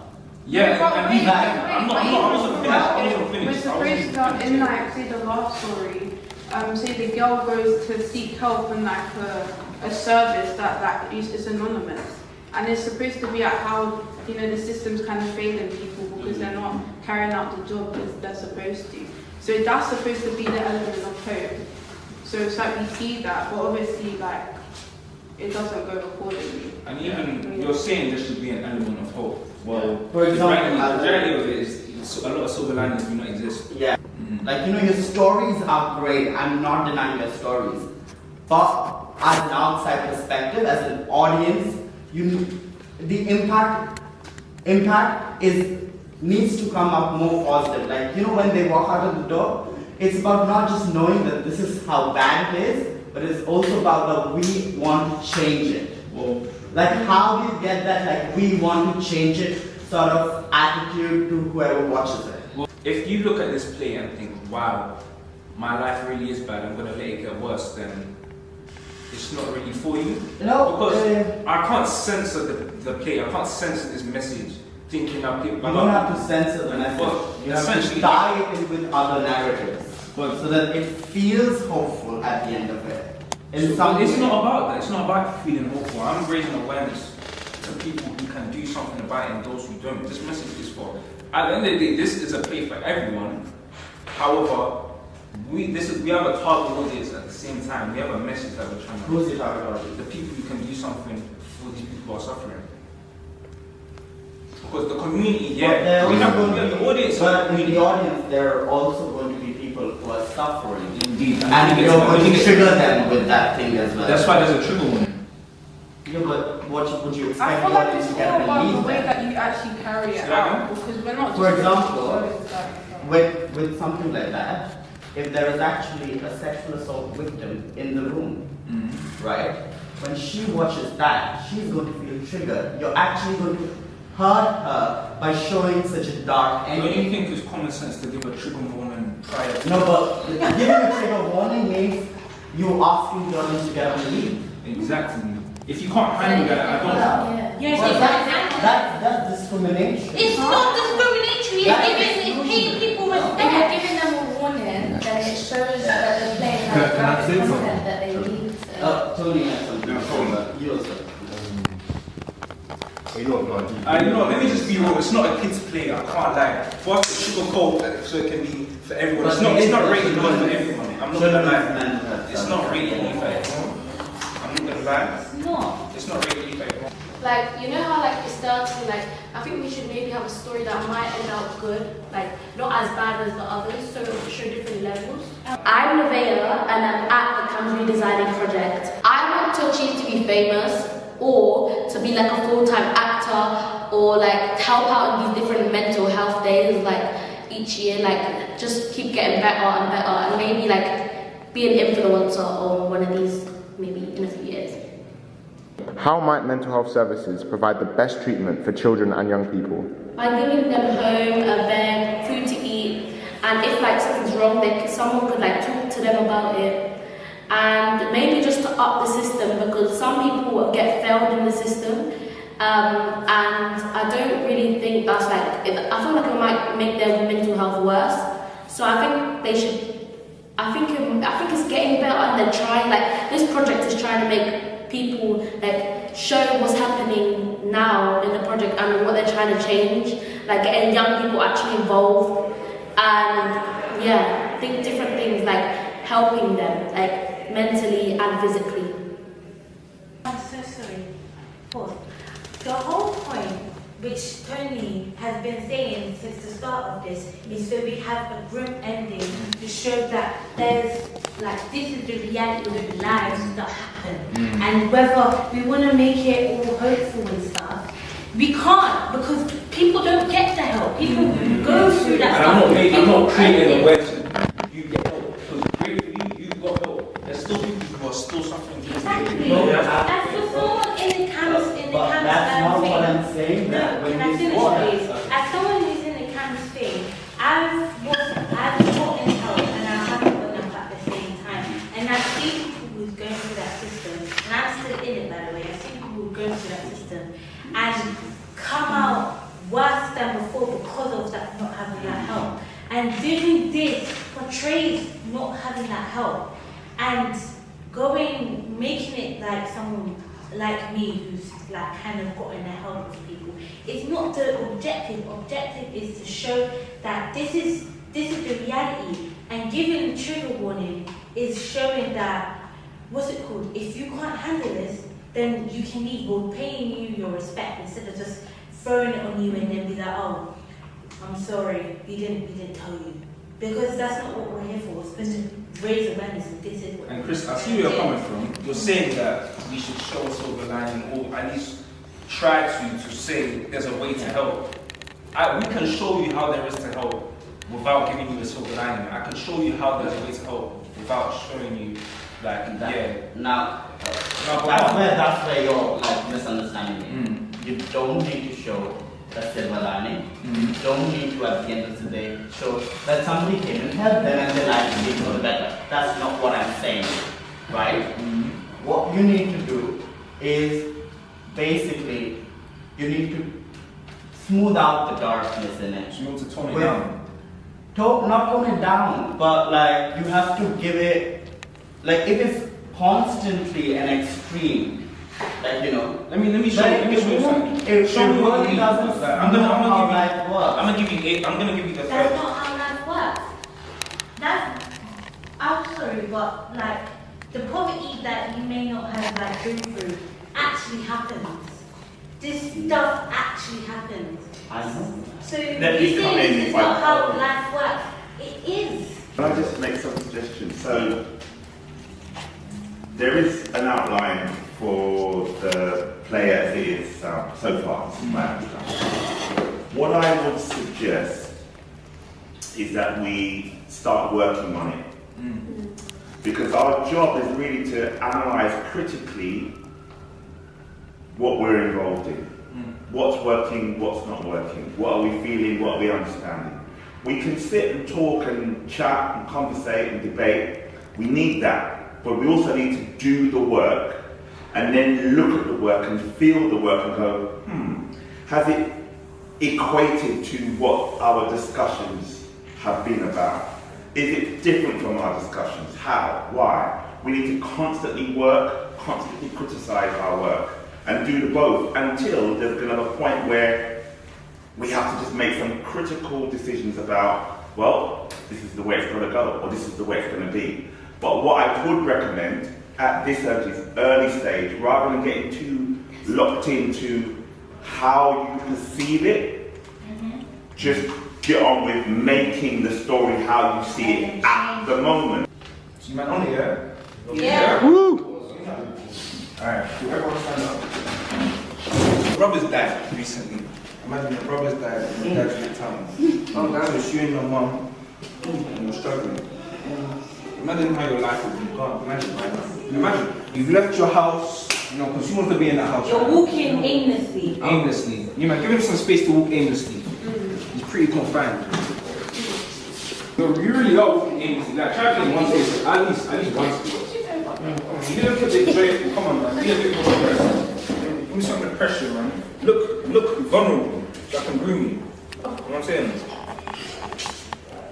Mike! He's saying it, bro. You good, yeah? Huh? He's saying it, man. How you been? Huh? Speak up, man. What's wrong? You know what I'm saying? Look at me, bro. You're mad, little bro. You know what I'm saying? You know what I'm saying? Appreciate it, man. Yeah, really appreciate it. How come? No, she's she's not the best. She's not the best. I have to. Like, ain't no big deal. Hold on. Hold some of that. What's this? Money, bro. Your birthday's coming up, no? For real? Yeah. Nothing, bro. It's money. I got you. My little bro. Appreciate that. You're taking spend on something wise. Nothing. I feel like when it comes to that scene, I feel like Kyle played like the older version of Michael when he's obviously went to prison. Oh yeah, no, that's The older version when he's gone to like Let's prison. do that. Let's do that. yeah, no, that's actually And then you lot are getting ready, like, just go like that or something, yeah? Then you, listen, yeah, I'm going up in the street, yeah. She's doing it again. She's doing it again. And then you be like, This is experience. no, that's my boy, fam, that's my boy. He's obviously, they're trying to G-check you in it, but they're not going to come up to you because he's going to stop you. So before you go to, So you should be a bit further. yeah, before you walk past, they're kind of, you guys are kind of looking in it because it's dark in it, so you can't see. and then distance, you know. Yeah, I feel like you should. He's not going to be that alert because he's actually a good youth. A lot of good youths are very oblivious when they sleep. They're oblivious when it comes to He should be so like- he's not preying them. We're preying him, but he's not preying He them. should be like on the phone or something to then speak because you guys are looking and you only clocking from his voice. They're pregnant a small My boy! Oh, yo. He said, bro, good, yeah? No, man.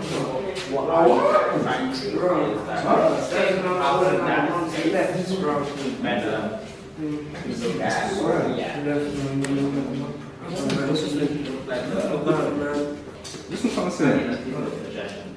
Hold that down. For real? And bro, that's nothing. My goodness, you know, thanks, man. Really. Whatever you need, you should come to man. You know me, bro. Leave. You know that. My little bro, see that? No, I'm your big bro. You know what I'm saying? My big bro. My little bro. Yeah. Bro. What I'm saying, bro. That cool? You like that? Yeah. So you're just gonna walk away from me, yeah? Come here. Look at, no, you can't speak now. Look at the clock. What time is it? So where have you been? Sleeping around with boys, yeah? Do you see your child?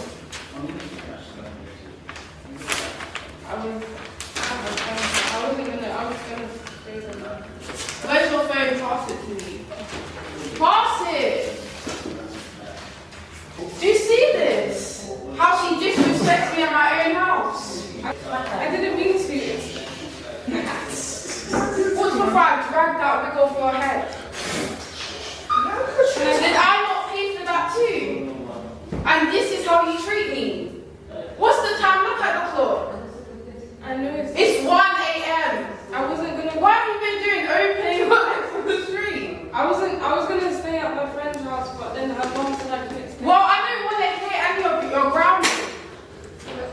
My name's Kyra and I'm at the CAMHS Redesign project. I've joined this project because I feel like I can actually relate to the whole mental health, because no one has perfect mental health and I've got far from perfect mental health, and I feel like my ideas and scenarios will be good. What do you hope to achieve by being on this project? Mainly to improve my acting skills, because it will help me getting different techniques from different people when I'm doing acting at college. How might mental health services provide the best treatment for children and young people? I feel like to make it better, they need to get more workers, because the waiting list for CAMHS right now is crazy. Like 2 years, and say you're going through a really bad crisis, the most they do is tell you to have a hot bath and put a cup of coffee on or something. But like, you're not actually getting the support and the help that we need. And it will eventually start becoming too late for a lot of people, like it has. Janiko. Right. Sorry about that. Sorry. Don't worry, no, I actually did that to you. I'm sorry. You're alright. Don't cry, you're alright, man. You don't have to cry. Keep the kids the whole time.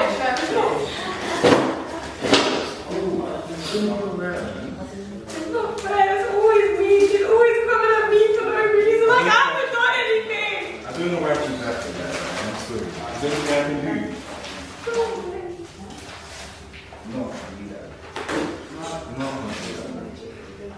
I'm here for you to talk here.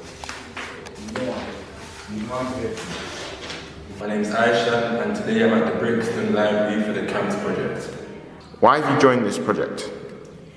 Yeah, I feel like mental health is a serious thing to touch upon, and I'm here because I want to make that situation well known. It's already well known for the whole world, but I just want to act out in a way that people can see that you aren't alone. Like, I want to tell a story where it's like you can seek the help that you need to seek. Don't just hide away. Like, you're not alone in this. There's professionals that will guide you to get you the help you need. And I just want to be here to support wherever it is that CAMHS is trying to represent. And yeah, I feel like it's really important.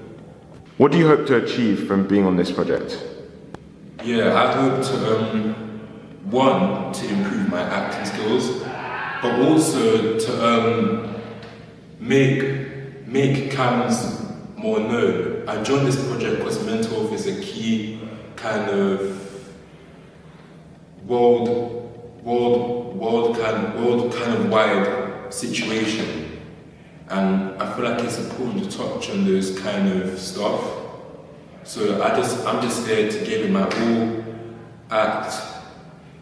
acting in a production where we're going to be showing mental health. And yeah, I feel like it's really important, and I'm just here to give my all and try my absolute best. How might mental health services provide the best treatment for children and young people? Yeah, I feel like treatment is really important. Getting the help they need is really important as well. And some people are hesitant. They'll be like, they don't want to do it at first because they're afraid of like the repercussions. What's going to happen next? Are they going to get taken away from their family or their caretaker that's looking after them? But really and truly, they're just going to a better place. Even though it might not be what you want, you're still getting the help you need. And I feel like that's really good. And it's also life-saving, because young children might not have the courage to speak up, and the professionals might get a sense of what they're going through. So they would guide them towards getting the best kind of advice they could possibly ask for to make them see to a brighter future. And I think that's really important. So how do I recruit him? Okay, do I approach him or is he walking? I said, oh, yeah, I feel like you should approach him. and then you guys are talking and doing whatever your guys are thinking, whatever. Yeah, like, what if you like, yo, that's my course. something like that. Yeah, like you Isn't that my man's brother? Isn't that my man's brother? Yeah, like you recognise. Wait, so you gang up on us, you three are ganging up on us in that scene, right? We do flashback, and then it's me and you, right? And then I'm like, have to go. You're like, no, let me go with you. And then they come and they basically slap into them. And I get injured a little bit, yeah. Okay. Well, how are we gonna get into that scene where it's 20 scarves. is it like a meeting or meet at this point? It was in Buki, you was money. Maybe we should each the opposite spot. Can you listen to my advice? Yeah, but my stomach kind of hurts from doing it.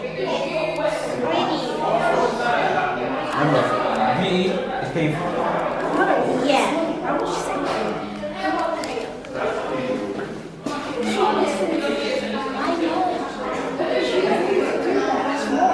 Again, look at me.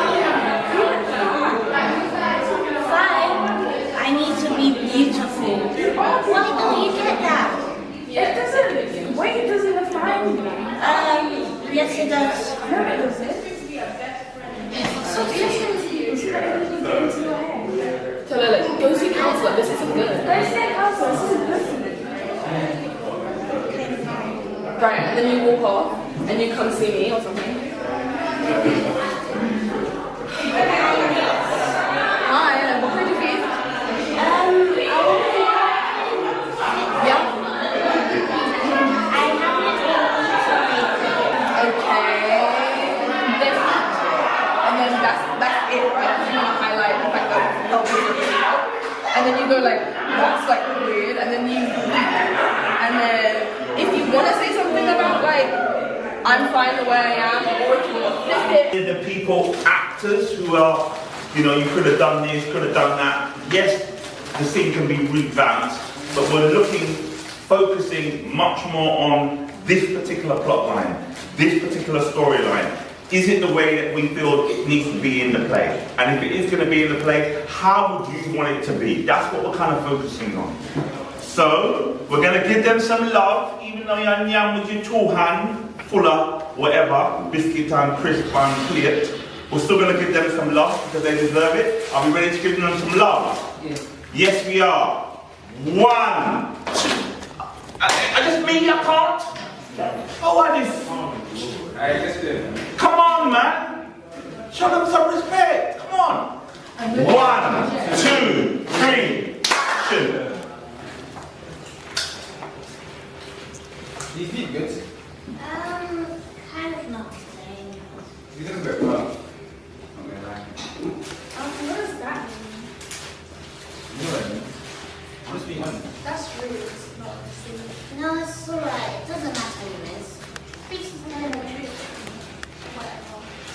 I'm just trying to look after my friend because we look better. That's kind of backhanded, okay? No. Okay, whatever. You have to go over now. Try to speak a bit louder if you can. Carry on, you're doing really well. Just speak louder. Yeah, I also think we need to get home because, you know, the time. So, bye guys. Bye-bye. Bye. Quick question. How do I become like, you know, you? You can't become like me. I think you're different, but looking around, you look like you have a lot of work to do. First, it's the size. Look a bit round. So, yeah, I think you should stop. Yeah. Stop what though? You know.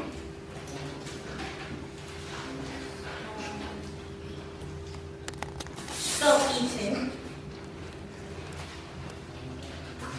Hi. Thanks so much for coming to my house. It's no problem. I had nothing to do anyways. Do you want any snacks, food? No, I'm fine. You should eat something. You look like you're in ages. Well, that's good. You know, pretty. Well, not really. You just get it. No. Okay. So, do you want any snacks? No, I'm not hungry. You look like you need some. Excuse me? Nothing. I just said that you need some food. Well, don't let anything get into your head, so I'm just gonna go.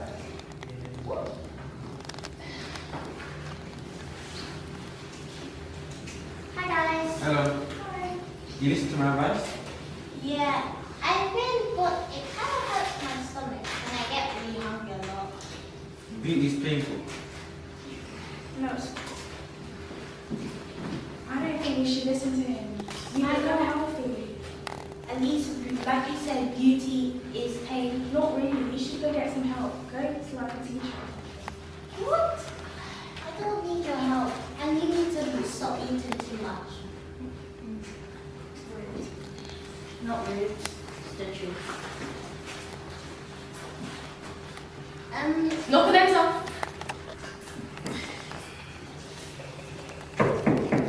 Come in. Hi. Come on, let's wrap up the end of the day. Speak louder. Speak louder. It was part. Okay, sorry. Excuse me, miss. Right, okay. I just wanted to ask a question. I've been lately not eating because one of my friends been saying not to eat so I can get prettier. But then my other friends keeps on saying to eat more or be yourself because you know you'll be yourself. And I'm confused.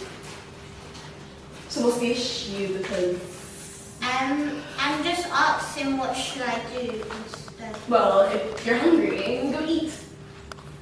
But I'm asking you a question to help me. You know. I mean, I gave you the solution. Now you're taking up space in my office. It doesn't matter.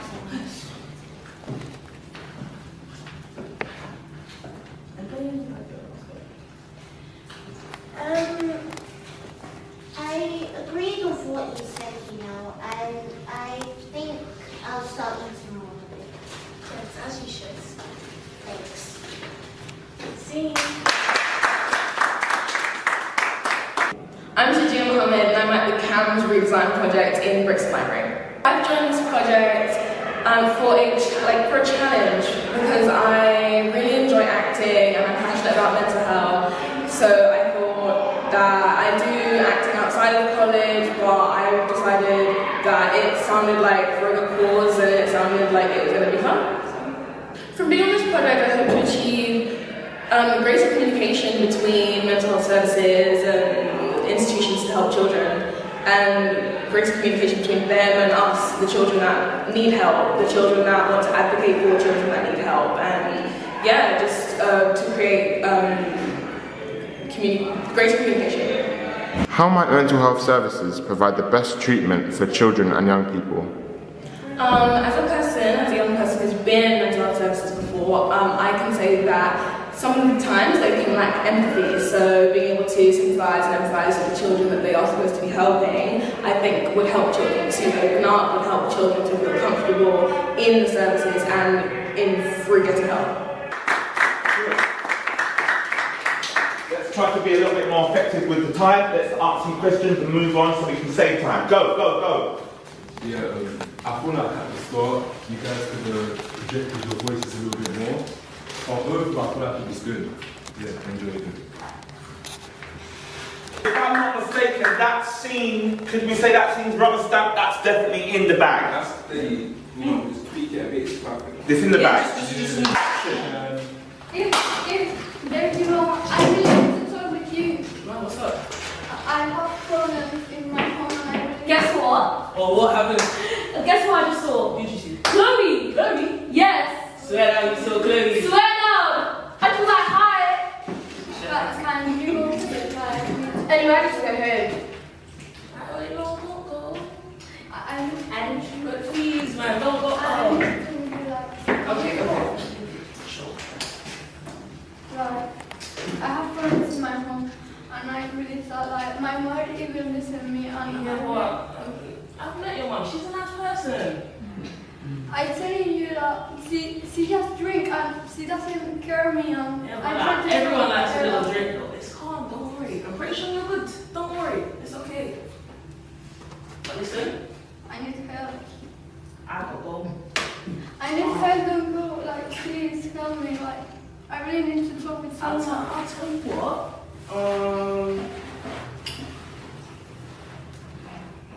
Are you not my best friend? I'm Nayota and I'm here at Brixton Library at the CAMHS Reimagined project. How might mental health services provide the best treatment for children and young people?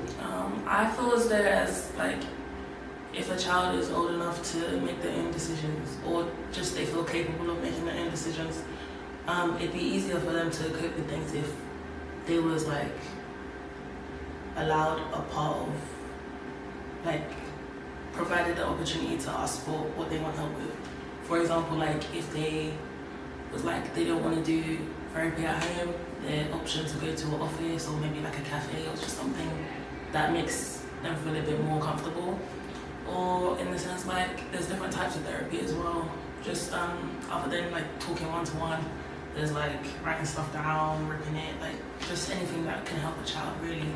And in terms of like waiting lists, I know it's like not easy to get to everyone at once, but I feel like there should at least be some sort of opportunity or other option just in the meantime, because a lot of children like they sit and wait and it never happens, like things never happen to them, but people don't even check in and stuff like that. So even if there's just someone checking in every now and then, it'd be really helpful.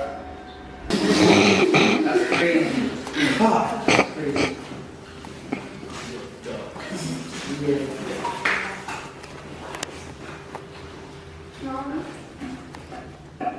Are you just gonna walk past me? I said your man and you didn't answer. But you kept walking. You said my name and you kept walking. But I tried to talk with you and you were ignoring me, so I passed by. I wasn't ignoring you. You didn't come up to me. Okay, sorry, Mom. So what's the problem? Can I ask you a question? Go ahead. I can't hear you. If someone is suffering. Pardon? If someone. Speak up, please. I'm talking with you. I can't hear you. You're talking quiet. So if someone is suffering abuse, what would the person have to do? What are you trying to imply? That I'm abusing you? No, I'm just asking about one. Is that what you're trying to imply? That I am abusing you? I'm just talking about one random person. I'm not talking about you. So what has provoked this question? Sorry, man, I don't want to ask you anything. Go to your room. My name is Katya. I'm 16 and I am a person in the library.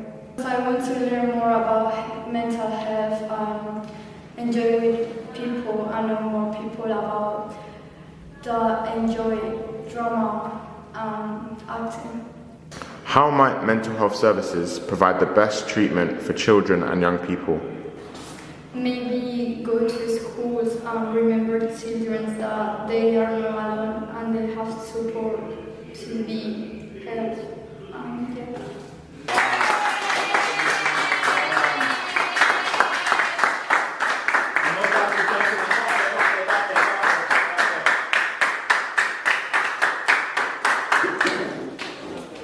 Amazing actors just jumping in the last minute and creating such an amazing scene.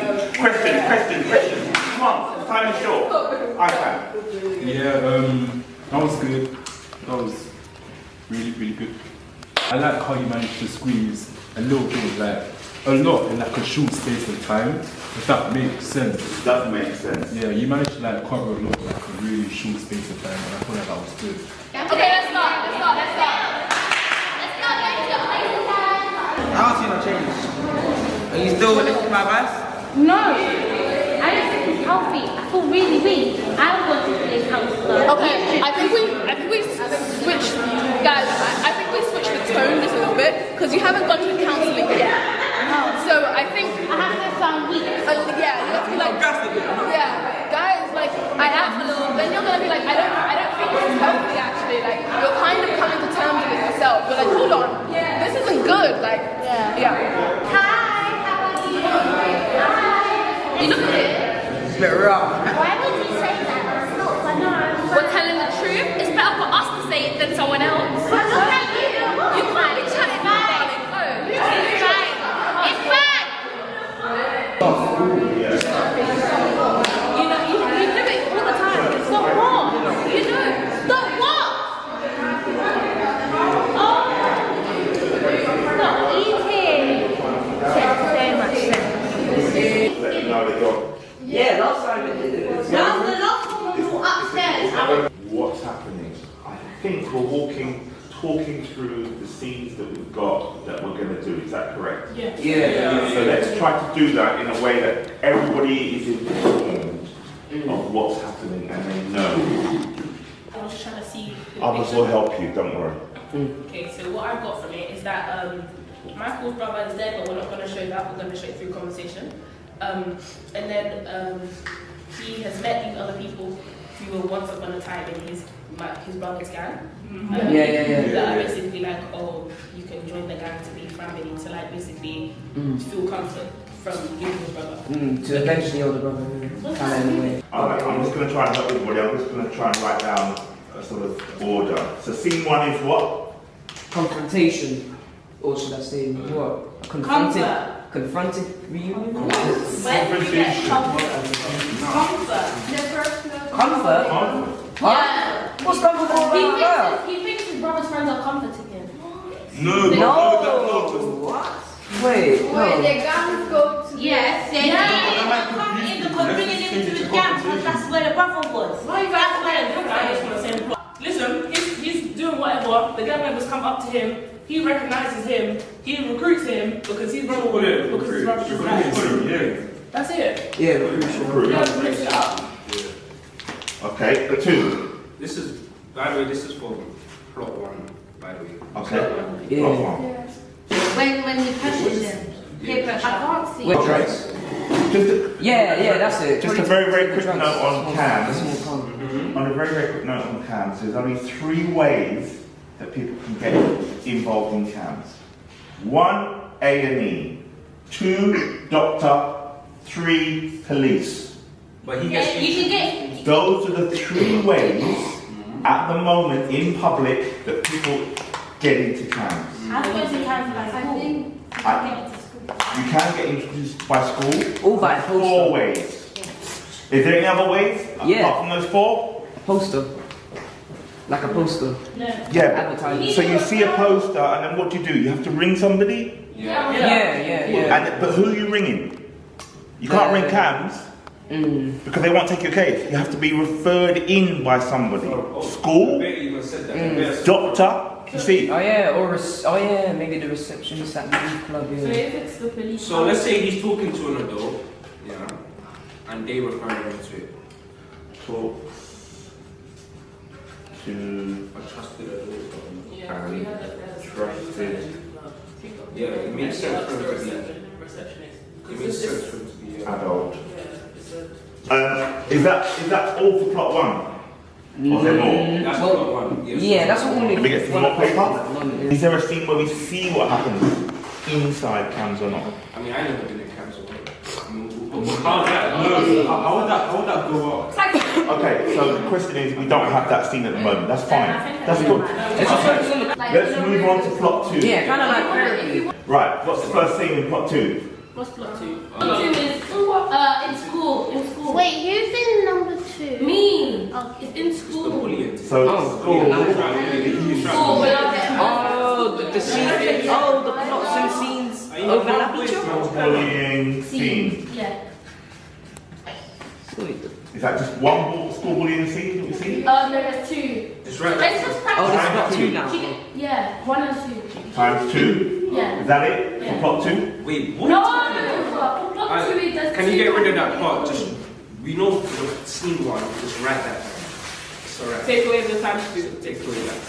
You can write it again. You just wrote 1 so you know it's 2.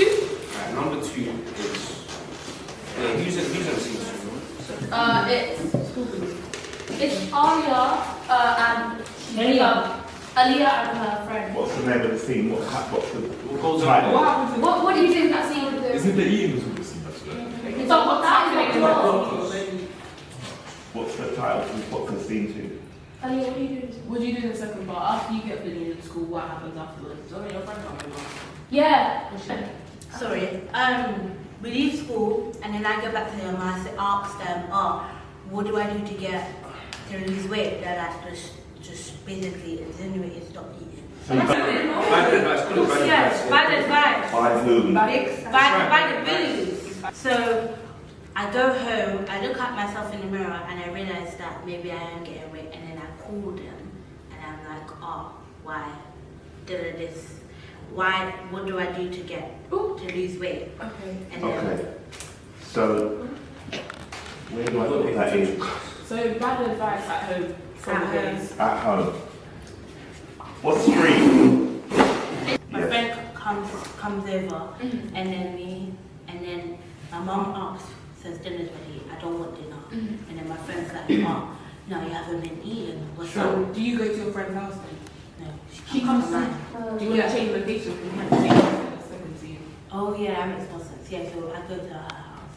So after scene 2 with the bad advice, you go to your friend's house. Like she invites her to dinner. At a friend's house. I win. Let's get through top 3. That's So the first thing we are talking the 3 sides. Yeah, we are talking. Yeah, we're like walking her. Walking home with friends. Yeah. In the second one, they change into for like show their mind. Yes, they like their mind. Yeah. Oh, we're circling her, basically her thoughts. She goes to her rounds it up. Oh yeah. Wasn't that when we did that? When I sat on that chair here, and you guys sat with me, you were like, oh, you're ready, you're ready. Can I write down what scene 2 is in top 3? Circle? Top 3, scene 1. There's me, Casey, Katia. Friends. Casey's the victim. Katia's a good friend, I'm a bad friend. Friends bully.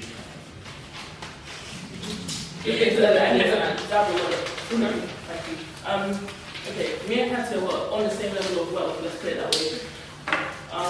Casey's like lesser. Hogan is lesser. Yeah. Lesser. Like, basically, me and Katia are more privileged in a way than her.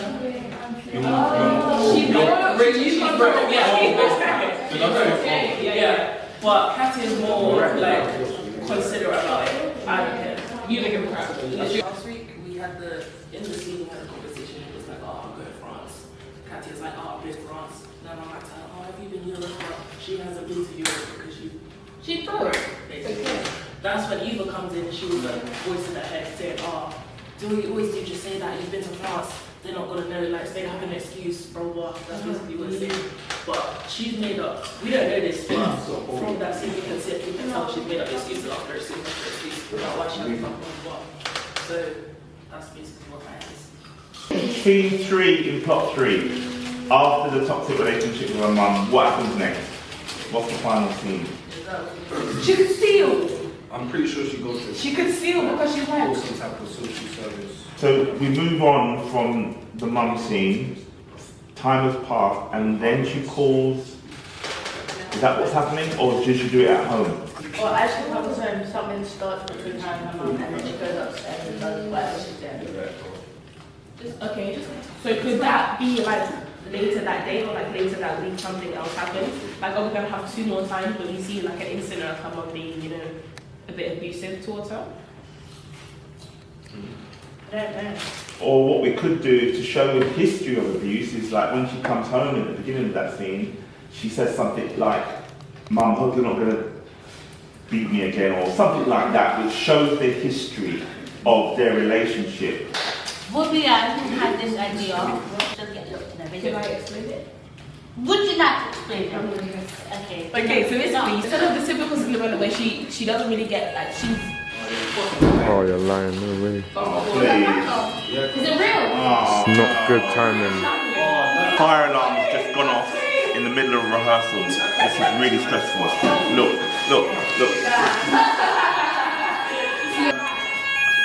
We've only got 2 more weeks to go, and we were really going to use tonight to go over so much material. And now we've got a fire alarm. So we've moved outside because the fire alarm is still going off, and we're going to try and rehearse out here and use the time productively. We're going to still try to rehearse.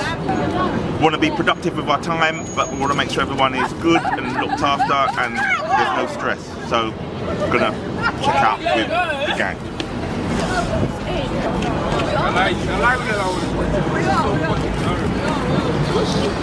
So I think, if I'm right, we just need to work out what that last what that last scene is in scene 3 of plot 3. What was the last scene?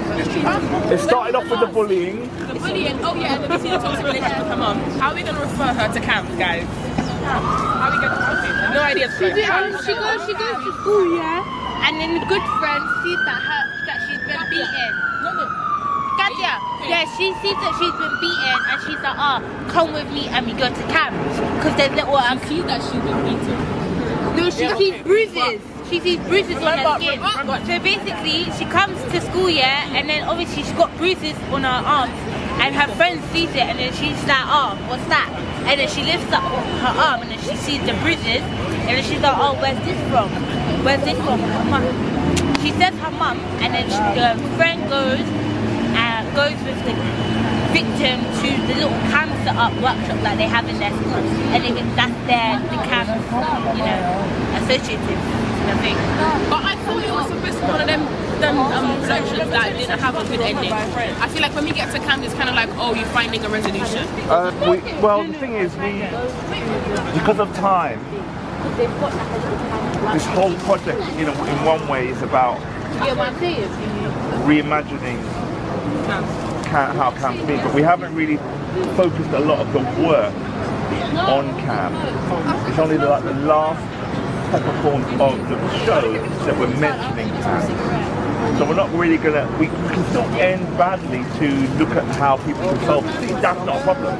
But in terms of actual looking at CAMHS and how that could be reimagined and how it could be improved and all of that stuff, we don't have that material and time. So wait, what are the issues that we have with CAMHS right now? We have the waiting lines, that's one. Yeah, so they could say that we could even, from the night when she gets bullied from her mum, the next scene could be at school, she's been referred at school to the CAMHS. And then, you know, the monologue could be, I've been on this waiting list, I understand I'm on this waiting list. It's been 3 months already and I'm still on this waiting list. And then the next monologue is, it's now 9 months, I'm still on the waiting list. All I've had is a phone call. Okay. You see what I mean? To show progression and how much time has gone by. Okay. Limitations of CAMHS and not progressing and getting the help that she needs. I'm looking towards you lot as the elders here who are running this show. From what I understand, everyone's kind of got, well not everyone, but it's been written down now, the plots, so everyone should see what each scene and plot is about. So what would be good, and I know that you agree with this, is to do all of those scenes within half an hour. Ideally, that would be good. It's 1:45. How about we come back in half an hour and we ready to see all 3 scenes? Would that be fair? Yeah. Yeah. 6:15. Thank you very much. So what I'd like to do, they've got like work on a ton of people who have been through lived experience as well.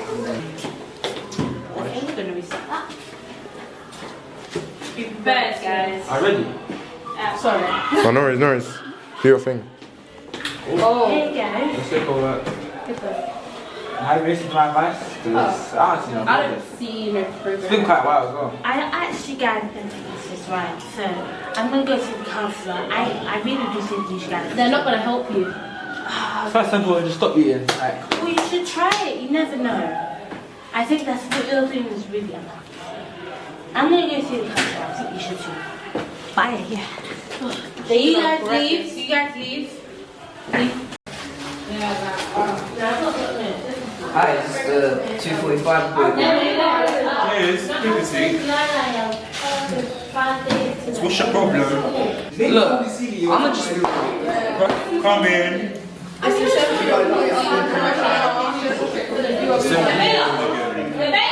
you. Continue. Look, ever since my people passed, life ain't been the same. I ain't been the same. Are you even listening? I'm listening. Come in. So go and get friends with Ken. She's been calling me a lot. You really need your help. The care home girl again. Alright, thank you. The whole time. Look, that's not what I'm doing. Because if I tell anyone, I don't know what you'll do. Blah, blah, Hello? Hello? Mate, there's no need to pick your fingers. I'm listening. Come in. Next appointment to female to the Johnson family. Really want your money. The Johnson family. That's what I want to hear. Thank you. Look, I'm done. It's ready text, man. Do what you want, mate. Yeah, what you're saying to me, so like, why did you go to the police for this? Because I wanted to tell you.